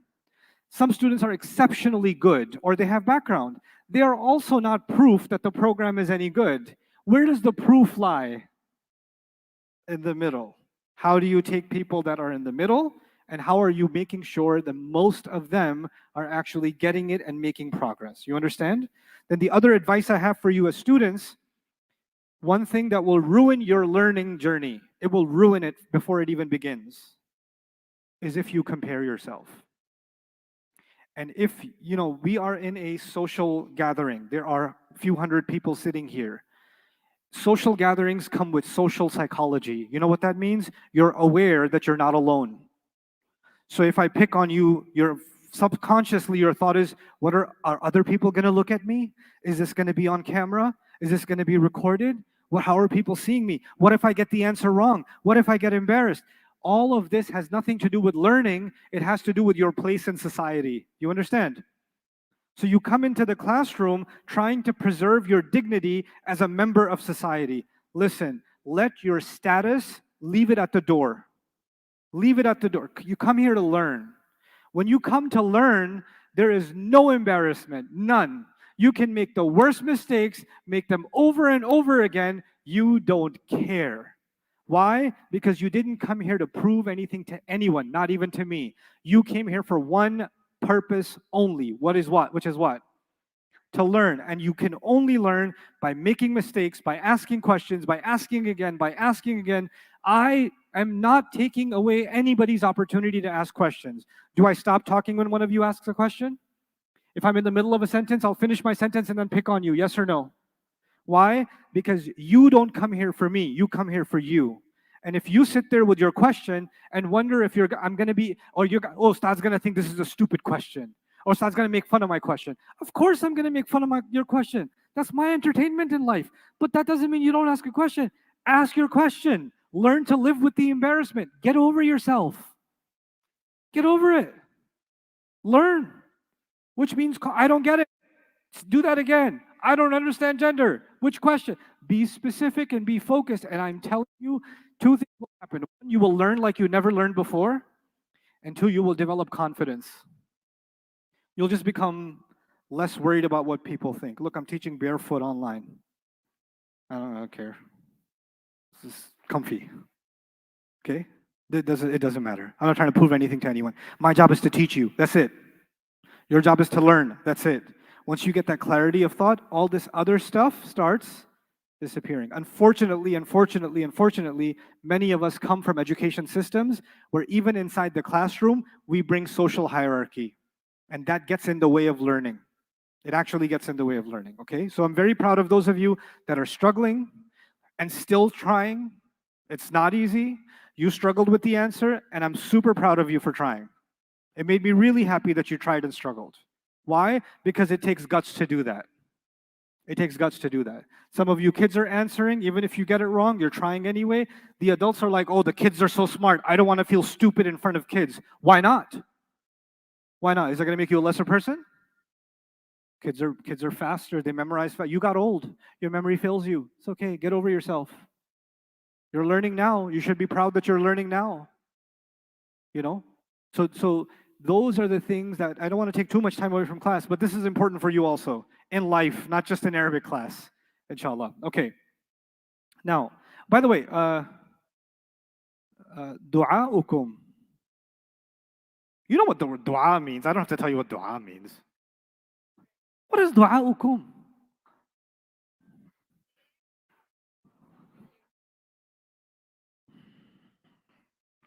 What is kum? You all? Is it rafa', nasb, or jar? It's rafa', nasb, or jar. Kum. The rafa' version is antum, because the original pronouns are all rafa'. The attached versions can only be nasb or jar. Now du'a is light and no al, which means it's a mudaf. And if it's a mudaf, the pronoun at the end becomes a mudaf ilayh, which means the pronoun is what status? Jaar. The call of all of you, you people's call. Du'a'ukum. Okay? If you just stick with the process, things will keep getting unlocked. One of the things I'm excited for you is, you guys know the last few surahs by heart, I think. Fatiha and the last few surahs. You should start trying to figure out what's happening in the last surahs that you know. The more Arabic that you already know, that you've already memorized since childhood, you try to apply what I've taught you to that first. Before you open up every part of the Quran, just the few short surahs you know, there's still things in the short surahs that are more advanced than what I've given you. There's other stuff going on there, but some things you can start figuring out already. And I want you to do that exercise for yourself. Which one? Du'a'ukum? No. No, it wasn't feminine. So I told you today early on, the alif, the question is du'a feminine? Du'a is not feminine. I told you today early that this guy is feminine when it is colors or sicknesses. That's when it's and du'a is not a color, and du'a is definitely not a sickness. Right? Yeah. Okay, let's go through that. The question is, everybody, is du'a light or heavy? What do you think? I don't know where it keeps going. Why is my keyboard acting in this way? Where's my stuff? Ah, it was too big.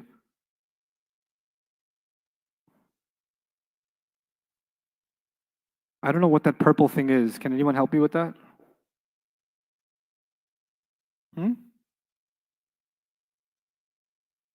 Control, no, that didn't help. Okay, I got it. Yeah, it's a common thing. Oh my God, what is, okay. Sorry guys, hold on. I will change this to this. And, okay, let's do that. Or no, it wasn't ad-du'a'u, it was du'a'u. Okay, is that light or heavy?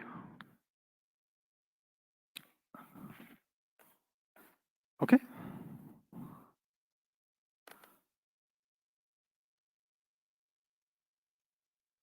Oh, okay, okay. Let me do it right that way. Like that. Okay. That's not a while. Let me tell you a secret. I'll tell you a secret.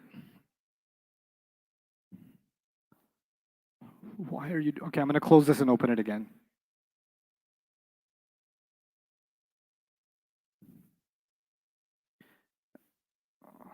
Okay. I'll show you a really cool secret. What's this letter? What is it? Good. What's this letter? Hamza. What's this letter? Hamza. What's this letter? That's a Hamza, that's a Hamza, that's a Hamza, and also that's a Hamza. It just rolls in on different rides. It rolls up on an Alif, it rolls up on a Waw. It's still a Hamza. You with me? Okay. The difference? It depends on the Hamza's mood. Ask Hamza. There's a reason, but it won't help you right now. It'll just cause unnecessary accidents in the parking lot. Just don't do it. Yeah. Louder, louder, louder. What's your name? Abdul Hadi, Nuaim Raifi, where are you? Go. Nuaim's coming to you. So we can hear. Yeah. So I have sort of a dumb question actually. What is the benefit in knowing whether a word like du'a is nasab or jar? Oh, good question. Yes. What's the purpose of rafa? At least one purpose we know. It's a doer. Right. Another purpose is what? It's a detail. Nasab. Yeah. And the purpose of jar is what? After of. So now that I know it's rafa, possibly it's doing some kind of act in that sentence. There's some fi'il and it's the doer of it. Okay. You understand? Or maybe playing some other role. So even every rafa, every nasab, every jar is playing some kind of a significant role. You don't know all those roles yet. You just know how to recognize them in isolation. As we develop our Arabic, you'll start seeing the role every one of them is playing. You know, sometimes in the Quran, there's an ayah which is read two ways. It's read in a rafa' way and it's also read in a nasab way. That happens sometimes. Different qira'at exist, and the word can be read in rafa' and it can be read in nasab. And then in tafsir, you'll have pages dedicated to the rafa' reading and what that means, and the nasab reading and what that means, and how they correspond to each other. That does happen in the Quran, in Quran studies. Okay? So it's pretty cool that that exists. Yes. I do have one more question. Yeah. Or suggestion from you. I'm struggling with memorizing this attached versions. Do you have any tip or suggestion on how to memorize these attached versions of pronouns? If you want to do flashcards, that might help you. First, do you know huwa, huma, hum, first of all? Yes. Okay, so then just, if you're having a hard time remembering, what's the attached version of huwa, right? Just make 8 or 14 flashcards, huwa on one side, who or he on the other side. Right, and just make memory cards and practice that a little bit, you'll get it, no problem. Inshallah. Okay, and you can maybe even make them, there's websites now, you can make your own flashcards and things. Yeah.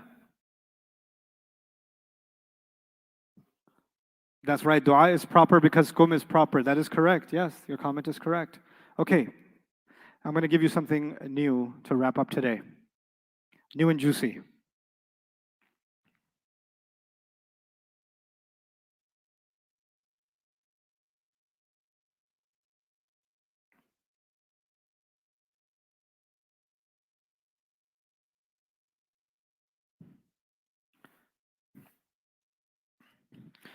My question is, are these mudaf, mudaf ilayh? Yes or no? No. What kind of relationship exists between mudaf and mudaf ilayh? Of relationship. What kind of relationship is this? It's an adjective. It's not the house of nice. Nice is a description of the house. The first word seems to always be describing the second word. Yes? Old is describing the house. Smart is describing the boy. Smarter is describing the girl. Okay? In English grammar, what do we call these guys? Nice, old, smart, smarter. What do we call them? Adjectives. And where do we put adjectives in English? Before or after? Okay, so there's two things here. There's an adjective and there's a noun. There's an adjective and a noun. Let's try this. Nice man, nice woman, nice men, nice women. Are all of these correct? They're all correct. What never changed? You don't say nice man and nices men, you don't make it plural. Nice stays nice. You can make it masculine. The noun could be masculine or feminine. Did it change? The noun could be plural or singular. Did it change? No. If I say green car, what an ugly color, green cars. Okay, sorry if you have a green car, my apologies. Okay. Green car or green cars? Did the word green change? You don't say greens cars, you just say green cars. It doesn't change. So note two things about adjectives in English. One, the adjectives come first. Adjectives come first. And two, they don't change. Nouns change. Nouns can change in gender, nouns can change in number, but adjectives don't change. What's the definition of an ism? Trick question. Day one. What's the definition of an ism? Person, place, thing, idea. Is adjective part of it? Okay. So according to Arabic, green is an adjective. You agree? Because Arabic says green is an ism. So an adjective, it's an ism. An ism has how many properties? What are they? Status, number, what else? Which means the word green in Arabic will have status. And what's crazy is green in Arabic will also have what? Number. Does it have number in English? No. Green in Arabic will also have gender. Does it have gender in English? No. And it will also have type. Does it have type in English? No. It will have all the qualities that an ism has. You with me? And here's the other thing. In Arabic, we don't say green car, we say car green. Boy nice. And nowadays we say that in songs too. But we in English we say book old. In Arabic, we don't say old book. We say book old. And if it's two books, we'll say books olds. And this is not English. This is me thinking in Arabic. Or we'll say bukani. How many books is bukani? Two. Oldani. There's going to be bukani oldani. Okay? So if I say, let's say, studentuna, it'll be smartuna. Okay? Studentuna, smartuna. Because if the students are plural, smart also has to be what? Plural. If I say feminine students, studentatun, then how are they going to be smart? Smartatun. Okay? I'm just teaching you how to think in Arabic right now. Okay? Now, you have Muslimun. Muslimun. I think you know what Muslimun means. I'll tell you what Salih means. Salih means good. Salih means what? Good. Okay. What this is called noun. In English, we call this noun and what? Adjective. But in English, it's always adjective, noun. In Arabic, it's always noun, adjective. You with me so far? How many properties does an ism have? If you want to create noun adjective in Arabic, you have to know the 4 properties of Muslim. How many properties? 4. And you have to create the same 4 properties for Salih. Not 2 of the same, not 3 of the same, not 1 of the same. I need how many of the same? All 4. I taught you 4 properties of the ism, and one of the reasons I taught them to you is so you can recognize when something is a noun and something else is its adjective. Okay? Noun, adjective match in how many properties? 4. Muslimun, salihun. A good Muslim. What about this? Al-Muslimu. What do you think? As-salihu. Let's do the 4 properties. Status of al-Muslimu. Status, rafa. As-salihu also, rafa. Al-Muslimu, singular. As-salihu also, singular. Next property. That was status and number. What's next property? Gender, al-Muslimu, masculine. As-Salihu also masculine. Al-Muslimu, common or proper? How you know? As-Salihu also. Now you get to say this is noun and what? Adjective. When you translate it, what do? Because English doesn't put them at the end. English puts them where? So how do you translate this? The good Muslim. The good Muslim. You flip it. In mudaf mudaf ilayh, you can keep the same order, A of B. But when you translate noun adjective, you've got to flip the two words and then translate them. You with me? Okay. What about muslimatin?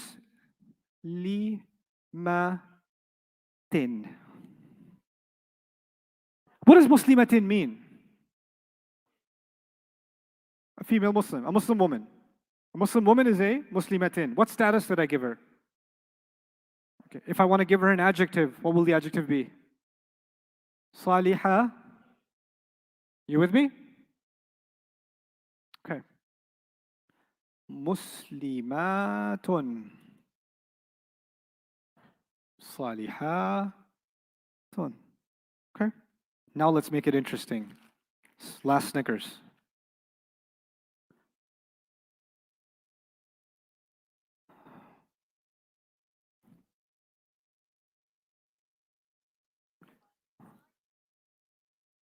Show of hands, show of hands. You can't just call out and get a Snickers. This is...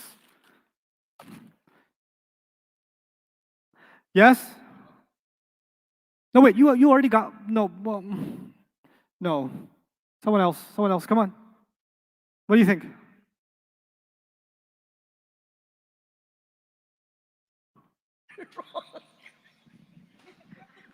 Say that again, so it's on record.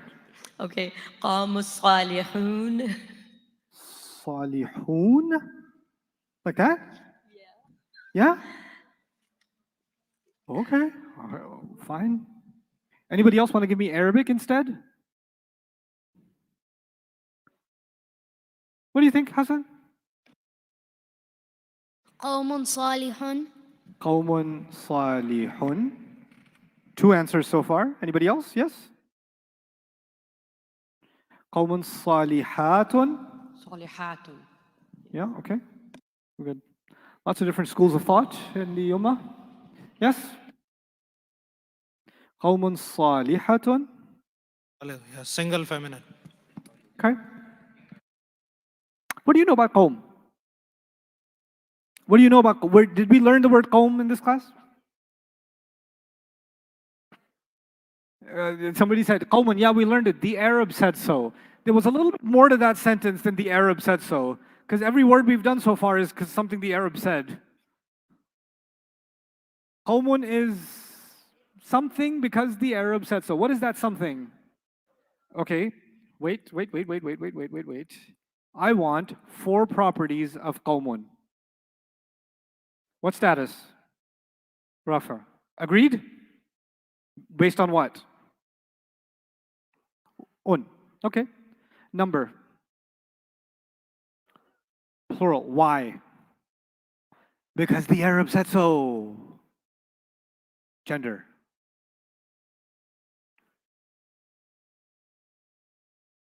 Disagreement.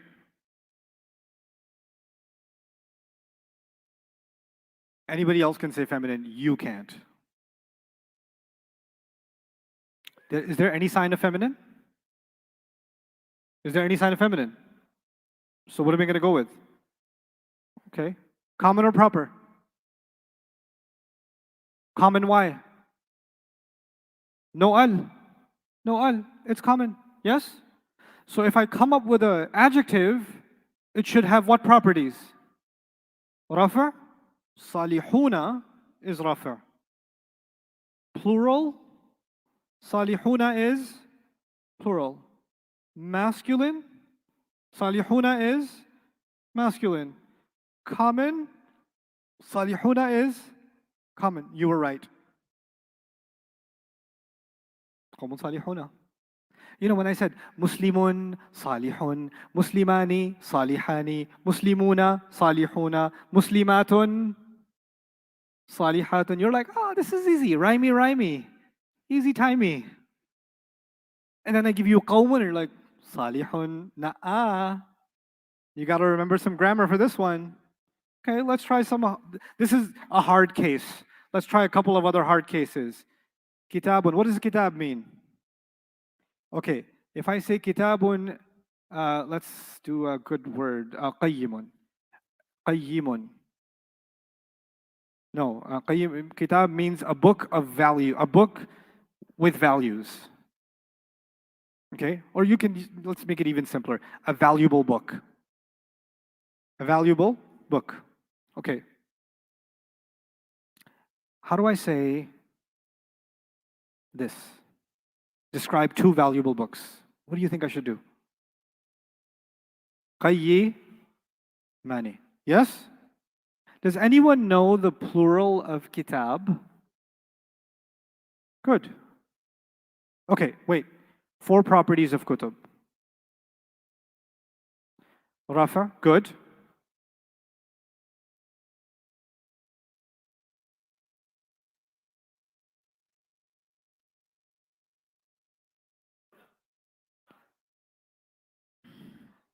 Is it plural? Kutub means it's plural? When you hear the word plural, what should you do? You got to ask a follow-up question. What is that question? What? So, no, Qibla is that way. Okay. What's the question? What kind of plural? How many kinds of plural are there? Okay, there's una, ina. Is kutubun one of them? Is atun, atin? Is kutub one of them? Is this a human broken plural? Is this a non-human broken plural? Is this a plural because the Arab said so? Which plural is it? Non-human broken plural. Okay, if it's a non-human broken plural, what do they do with it? Singular she. There's no such thing as dual she. There's only she is only one. So what am I going to put for number? 1. What am I going to put for gender? Feminine. Because the Arabs say that non-human broken plurals are a she. And then what am I going to put for common or proper? Common.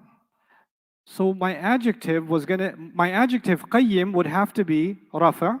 So I'm going to say qayyimun. Right? It's singular. Qayyimun, it's already singular. It's feminine. Is qayyim feminine? I'm going to have to change it. How do I make qayyim feminine? Qayyimatun. And it's common. Is it already common? Now it's right. Now watch this. Kitabun qayyimun. That was good. Kitabani, what did I say? Qayyimani. But when I came to kutubun, qayyimatun. لم يكن الذين كفروا من أهل الكتاب والمشركين منفكين حتى تأتيهم البينة رسول من الله يتلو صحفا مطهرة فيها كتب قيمة. Broken plurals have feminine adjectives, singular feminine adjectives, don't they? Okay, let's try this one. Yes. Singular feminine, right? Qayyimatun would be plural feminine. But what are you considering a broken plural? Singular feminine. So qayyimatun. Okay. Sarirun marfu'un. Let me explain this to you. Sarir means bed. Sarir means what? Bed. Marfu' means raised. So what does sarirun marfu' mean? Raised bed, high bed. Okay. All right, sarir, 4 properties. Rafa, just like marfu'. Rafa, just like marfu'. What else? Singular, just like marfu'. Masculine, just like marfu'. Common, just like marfu'. How do I make this into 2 beds? Sarirani, marfu'ani. 2 raised beds. The plural of sarir is sururun. The plural of sarir is what? Sururun. Can somebody give me the 4 properties of sururun? Hassan, why don't you try? Give Hassan the mic, please. It's rafa. It's rafa. Good. Rafa. It's singular. It's singular, really. Beds? Beds? Beds are singular? Plural. Beds are plural? You have to decide. You must decide. And don't listen to Amjad. He doesn't know what he's talking about. I'm just trying to mess you up. What do you think? What kind of plural is sururun? Is beds a human? Is beds a human? No. No, only in horror movies. Okay. So this is Singular because it's a non-human broken plural. singular and what else? Your singular is right. What gender is it? Masculine. Oh, no, feminine. Why? Because if it's a non-human broken plural, it's a she. Good job, Hassan. I'm your cousin, right? I actually have one more. Okay. Sururun. He says it's rafa. Everyone agrees. It's one feminine. Why? Non-human broken plurals are considered one feminine. She. Okay. Common or proper? Okay, so what am I going to do with marfu'? Marfu'atun.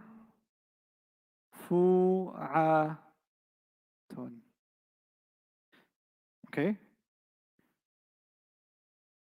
سبح اسم ربك الأعلى has this, doesn't it? فيها سرر مرفوعة وأكواب موضوعة ونمارق مصفوفة وزرابي مبثوثة. All of those are broken plurals with feminine adjectives. Broken plurals and feminine adjectives. Yeah. غاشية, sorry, غاشية. That's what I said. Pay attention, Naim. Okay? All right. Go to page 26, I think. You're going to back a little bit. Yeah.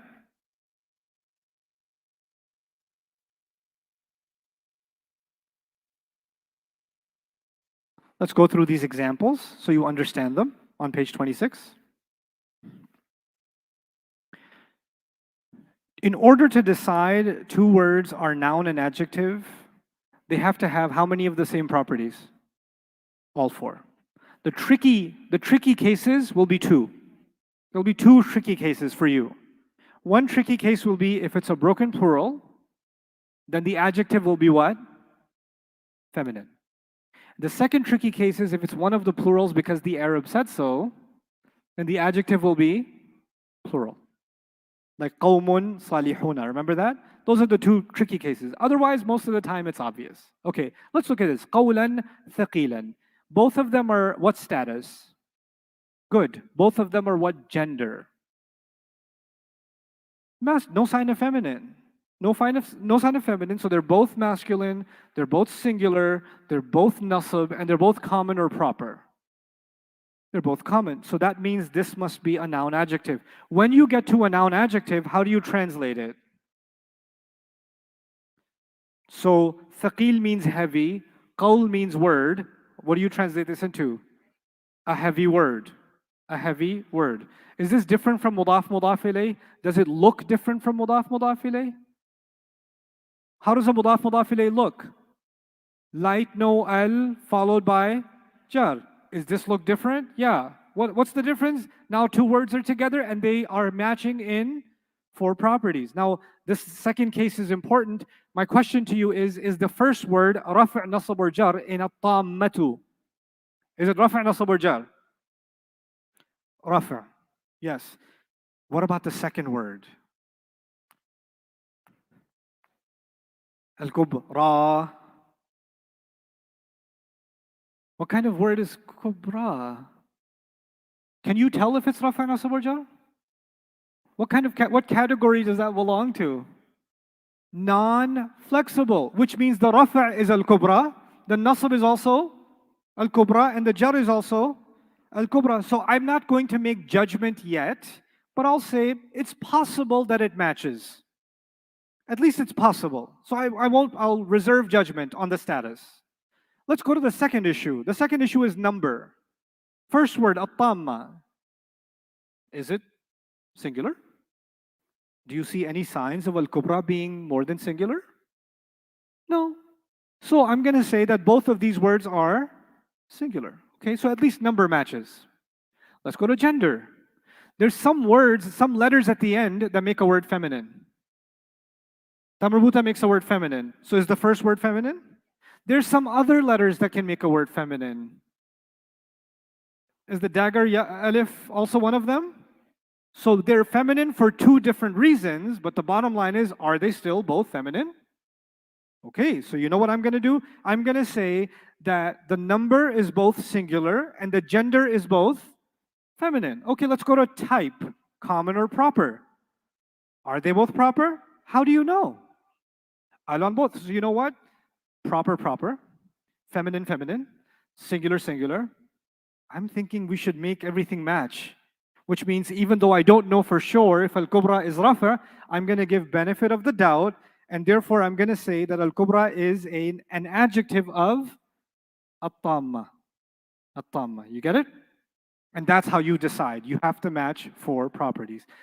Right now, this is like solving a big math problem. First status, then number, then gender, then type. When you do this the 50th time, the 100th time, guess what's going to happen? Quick, second nature. This all depends on how much you expose yourself. Suhufan mutahharatan. Look at it and tell me what doesn't seem to match. What doesn't seem to match? It looks like a lot of things match, but something doesn't seem to match. Good. Gender does not seem to match. Why? Because the first one looks what? Looks masculine. The second one clearly looks. When you come across a case like this in the Quran, you can make a really good educated guess. You know what that educated guess is? That first word is probably a non-human broken plural. Because non-human broken plurals tend to get a feminine adjective. Suhufan means scriptures, and that's why it has a feminine adjective. So sometimes words that don't look feminine have a feminine adjective. That's probably because they are a broken plural. So now we can work backwards and make an educated guess also. Okay? So suhufan mutahharatun. Oof, this one's going to be fun. Bala'un. Bala'un. Trial. Actually means two things, trial and blessing. But I'm going to go with trial for now. Bala'un means trial. Let's try to figure out its four properties. Status. Good. Rafa. Number. One. Gender. It's masculine. It's masculine. And type. Common. It's rafa. Do you see anything else rafa in this part of the ayah? Azimun is rafa. Bala'un is singular. Is azimun also singular? He's getting closer. Okay. Bala'un is masculine. Is azimun also masculine? Bala'un is common. Is azimun also? There's only one problem. What seems to be the problem? Two fragments do not allow distance, and two fragments allow distance. Which two fragments don't allow distance? Idhafa. What else? Jaar Majroor. Idhafa, Jaar Majroor. No distance. Which two fragments allow distance? Harf of Nasb and its ism. And what else? Nouns and adjectives can wait. So this is actually a great trial. A great trial. Even though Azim is down the road. But since you know how to match four properties, it's actually still a noun adjective.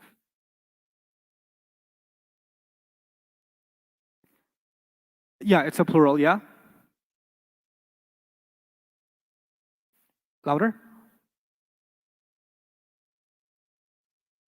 It is nasb, yeah. It's nasb and it's, go ahead, ask your question on the mic so we all hear. I'm just confusing it between like nasab and I'm thinking it's a nasab. Suhufan. No? About suhufan. You're asking about this first line. Suhufan, yeah. Okay, you're asking if it's nasb. Yeah. Yeah, it is. So? But we are, how it's like plural. Okay, if it's nasb, how could it be plural? Okay. There are 4 properties. Status is a separate property. Number is a separate property. Right. Gender is a separate property. Type is a separate property. Okay. You figured out that the status is nasb. Yeah. Yeah? The number is a completely separate problem. Right? Yep. Now, I think where your confusion is this. You're used to seeing a nasb as muslimina. Isn't it? Ina should be nasb plural. But how can suhufan, which has an ending sound, which belongs in the singular column, how can it be plural? Isn't that your question? Exactly. Okay, very nice. Okay. What I want you to remember is, kitabun is 1 book. Kitabani is how many? 2 books. 2 books. Do you remember how do you say books? Kutub. Kutubun. Now notice, kutubun and kitabun. Don't they both have an ending sound? Yeah. You know what happens in Arabic? When you have a broken plural, it also has ending sounds. So it looks like singular, even though it is what? Plural. Plural, yeah. It is plural, but it looks singular. Which one? The broken plural. Gotcha. Okay? So now, how would I know it's a broken plural? First of all, when I was telling you about broken plurals, I said you can only know a broken plural if you know the vocabulary. Yeah. Right? But I give you a new clue today. Let me show you the new clue. The new clue is, you see this? I don't know if this is a broken plural or not. But is this second word feminine? Yes, but the first word, suhufan, doesn't look feminine. You know what that means? This guy is probably a broken plural because broken plurals are treated like they are feminine. That's why the adjective is feminine. So I'm making an educated guess that suhufan is actually a broken plural. That's how you know. Helps to solve the problem? Excellent. Okay, that's why I'm here. Yes, of course.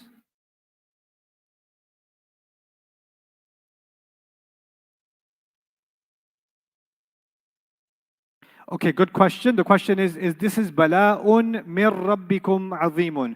Could it be bala'un azimun min rabbikum? Yes, it could be. Then the question is going to be, but why is it like this? And that's going to be above the current pay grade. It will happen. We will deal with it when you're ready. Right now, the kiddie pool, not the ocean. Okay? The thing is, the job of a teacher, I learned this the hard way.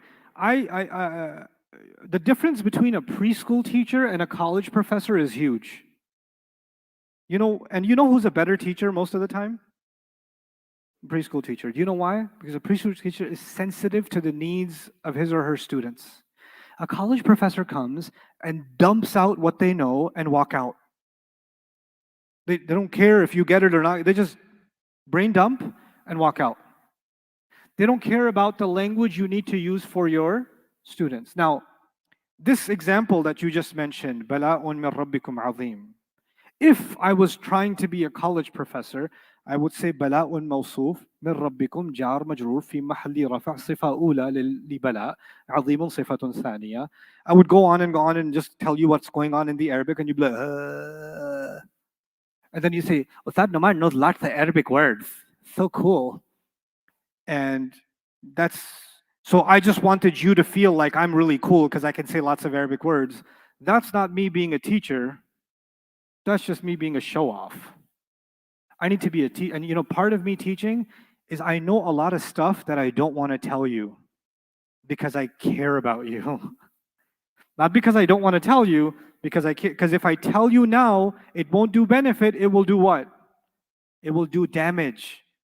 It will do damage. I'm building a foundation, you're asking about the 3rd floor. If I start putting something together on the 3rd floor right now, this will get damaged, right? So sometimes your questions, the answer, your curiosity is healthy because you're like, is this coming? Is this coming? And I know it's on the 4th floor, it's on the 5th floor, it's on the 17th floor. So I'll say, not yet, we're still in the foundation, but it's coming. It's not like your question isn't important, it's just right now isn't the right time for you.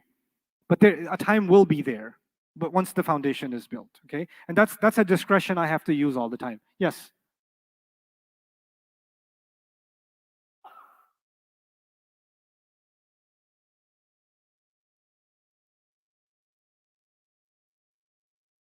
No. No, from the meaning, Quran is, there's a question about the word Quran. Actually, let's not do that question. I'll do that after class. Let's stick to this. Ka'asfin ma'kulin. Do you know what ka is? Ba, ta, kaf. It's a harf of what? What does a harf of jar do?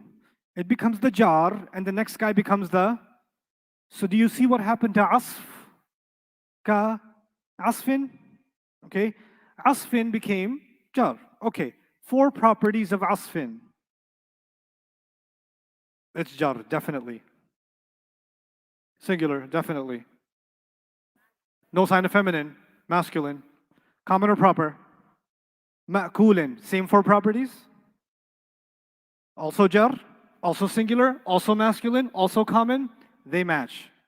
They match. So this would be noun and adjective. You've grown up enough to now know the truth. The first, yes, go ahead. Excellent question. How do you know this kaf is not the pronoun kaf? Anybody want to give an answer to that? Anybody want to try? Yes, Ali Ahmed? Go ahead, take the mic. Because ka is an attached pronoun and it should come at the end of the word. Harf of jar likes to be in the beginning. The attached pronoun likes to be at the end. That's how you know. Cool. Good answer, Ali. Good answer, Ali Ahmed. Okay. Al-Fawzul Kabir. Are they both, let me change the order a little bit. Are they both proper? How do you know if they're both proper? They both got Allah on them. Are they both rafa'? Are they both masculine? Yes.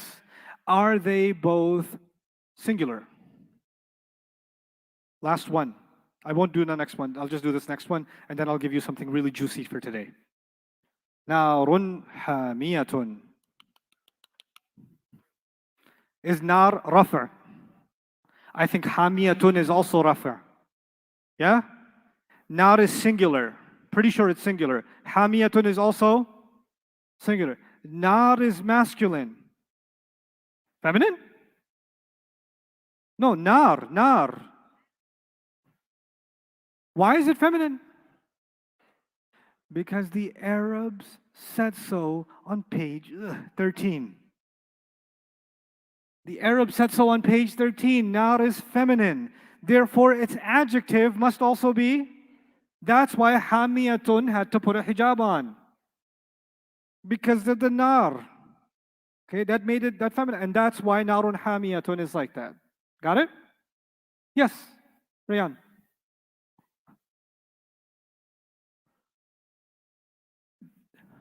Take the mic from Raifi.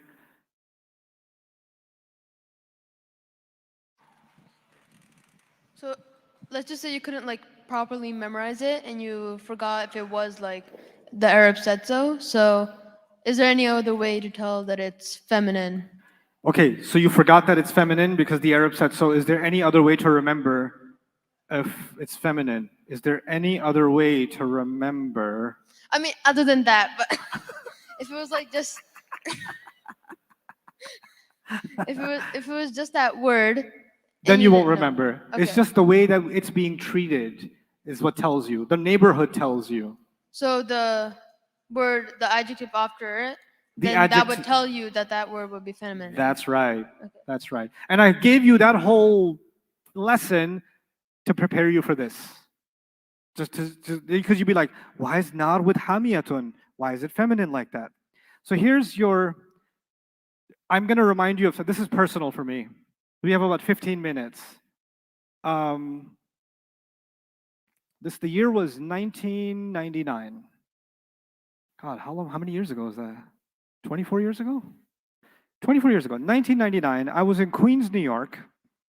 I was in third year of college, and there was an announcement that there's going to be an Arabic class in my neighborhood by Dr. Abdul Sami, which I decided to take after having spent Ramadan with him. It was going to be a 3-week crash course, 6 days a week, 3 hours every night, 7 p.m. to 10 p.m. every night for 3 weeks, only Sunday off.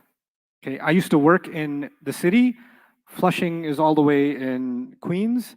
I would have to take the F train to the 7 train to a bus to get to, it would be an hour and 15 minutes every day for me to get there under good circumstances, train delays, bus delays, you know how that works in New York. Anyway, so I would finish college, I would finish work, I would get on the train, I'd get to the class, and we got started. At the time, I knew how to read some Quran, I knew 0 Arabic, 0.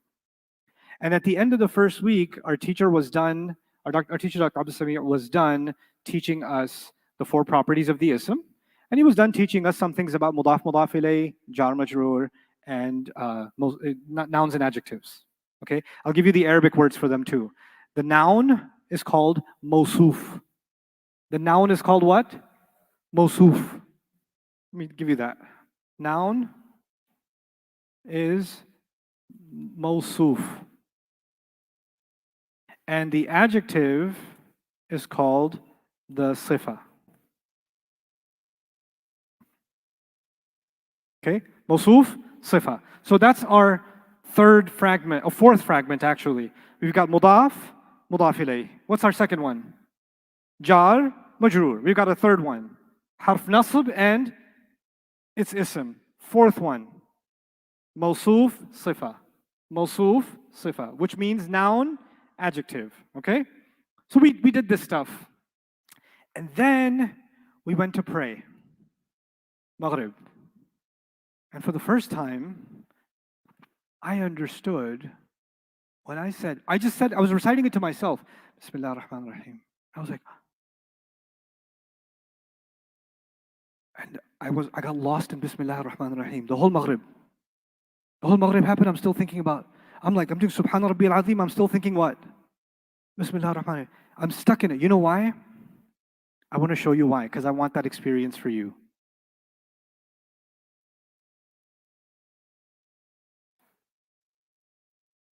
That's what it is, isn't it? What's B? What's B? Harf of Jaar. That's the Jaar, isn't it? Okay. What's Ismi? It's the Majroor, isn't it? But it's also a mudaf. How do I know it's a mudaf? It's light, it doesn't have? The word Allahi is Jaar because it's a mudaf ilayh. You with me? Okay, what are the 4 properties of the word Allahi? 4 properties. Status. Jaar, singular, masculine, proper. Okay, then the next word is ar-Rahmani. 4 properties, please. Jaar, singular, masculine, proper. Wait, I've already seen this. I saw Jaar, singular, masculine, proper already. Where? The word Allah. So what is Ar-Rahman? That must be, the word Allah must be the noun. What's the noun called? Mawsoof. And the word Ar-Rahman must be what? Sifa. And then I see Ar-Rahimi. Ar-Rahimi. 4 properties. Jaar, singular, masculine. This must be another what? Sifa. Because you can have more than one adjective, right? You can have an old green car. You can have more than one adjective. And I started thinking, Ba is a harf of Jaar. I know that. And it made Ismi Jaar. Ismi is a mudaf, and the word Allah became mudaf ilayh. The word Allah is mawsoof because it matches in 4 properties with Ar-Rahman and also matches in 4 properties with Ar-Rahim. And I'm standing in the salah going, I just understood an entire ayah of the Quran. a whole ayah that Allah revealed that I didn't know a week ago. I didn't know any of that. And now I know everything that's happening inside this ayah. And I can connect it all. And I kid you not, the entire salah, I'm just bawling in tears because an ayah opened up to me. I made dua at the end of that salah. Ya Allah, open up the entire Quran to me. Ya Allah, just let the entire Quran open up to me. I couldn't believe it. I couldn't process how me sitting in Queens after a week is actually listening and then reciting to myself, Bismillah ar-Rahman ar-Rahim, and a revelation of God just became untranslated, direct. I could feel it directly and know everything that's going on, even though there's so much more going on in Bismillah ar-Rahman ar-Rahim. Imam Fakhruddin al-Razi wrote maybe 100 pages on just the Bismillah and what's going on with it. But at least at the most basic level, I understood the mechanics of what is happening inside this ayah. So I wanted that to be your first ayah too. Bismillah ar-Rahman ar-Rahim is your first ayah. What did it involve? What rules of grammar did it involve? Did you see the 4 properties in here? So did we use the first semester? Did you use 3 of the 4 fragments? Which 3 fragments did you see? You see mudaf mudaf ilayh. What else do you see? You see Jaar Majroor. What else do you see? You see Mawsuf Sifa. Cool, huh? Let's go a little further. Alhamdu. We're going to skip Alhamdu. We will learn Alhamdu tomorrow, inshallah. So I'm skipping Alhamdu for tomorrow. But we can do what? Lillahi. What is Lillahi? I say it's a Jaar Majroor. Why? What's the Jaar part? Li. What's the Majroor part? Allahi. The word Allahi already came in Bismillah. So do you know its 4 properties? Okay? You know those 4 properties. Okay. Alhamdulillahi. What's next?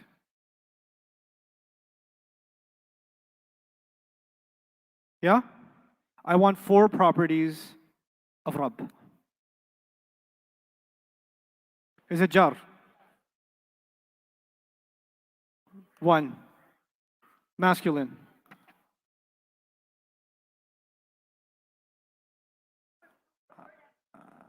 Is it a mudaf mudaf ilayh? How do you know it's a mudaf mudaf ilayh? Light, no al, followed by ina, and ina could be jar, therefore it is jar. So this is a mudaf mudaf ilayh. How do you tell if a mudaf is proper or not? If the mudaf ilayh is proper, then the... Wait, what just happened? What do you see on the screen? The word Allah matches in 4 properties with the words, but Rabb is a mudaf, isn't it? And you never separate a mudaf from the, which means Rabbil Alameen, the whole thing is a sifa. Why? Because you never separate a mudaf from a mudaf ilayh. So Allah is not being described as Rabb. Allah is being described as what?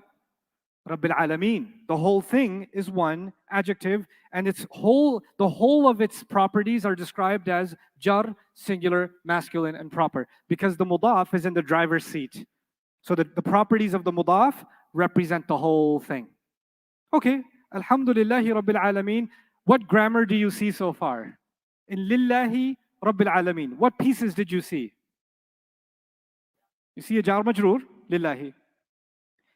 You see a mudaf mudaf ilayh. Where do you see mudaf mudaf ilayh? Rabbil Alameen. What else do you see? Mawsuf and a complicated sifa, but still a sifa, isn't it? What's the next ayah?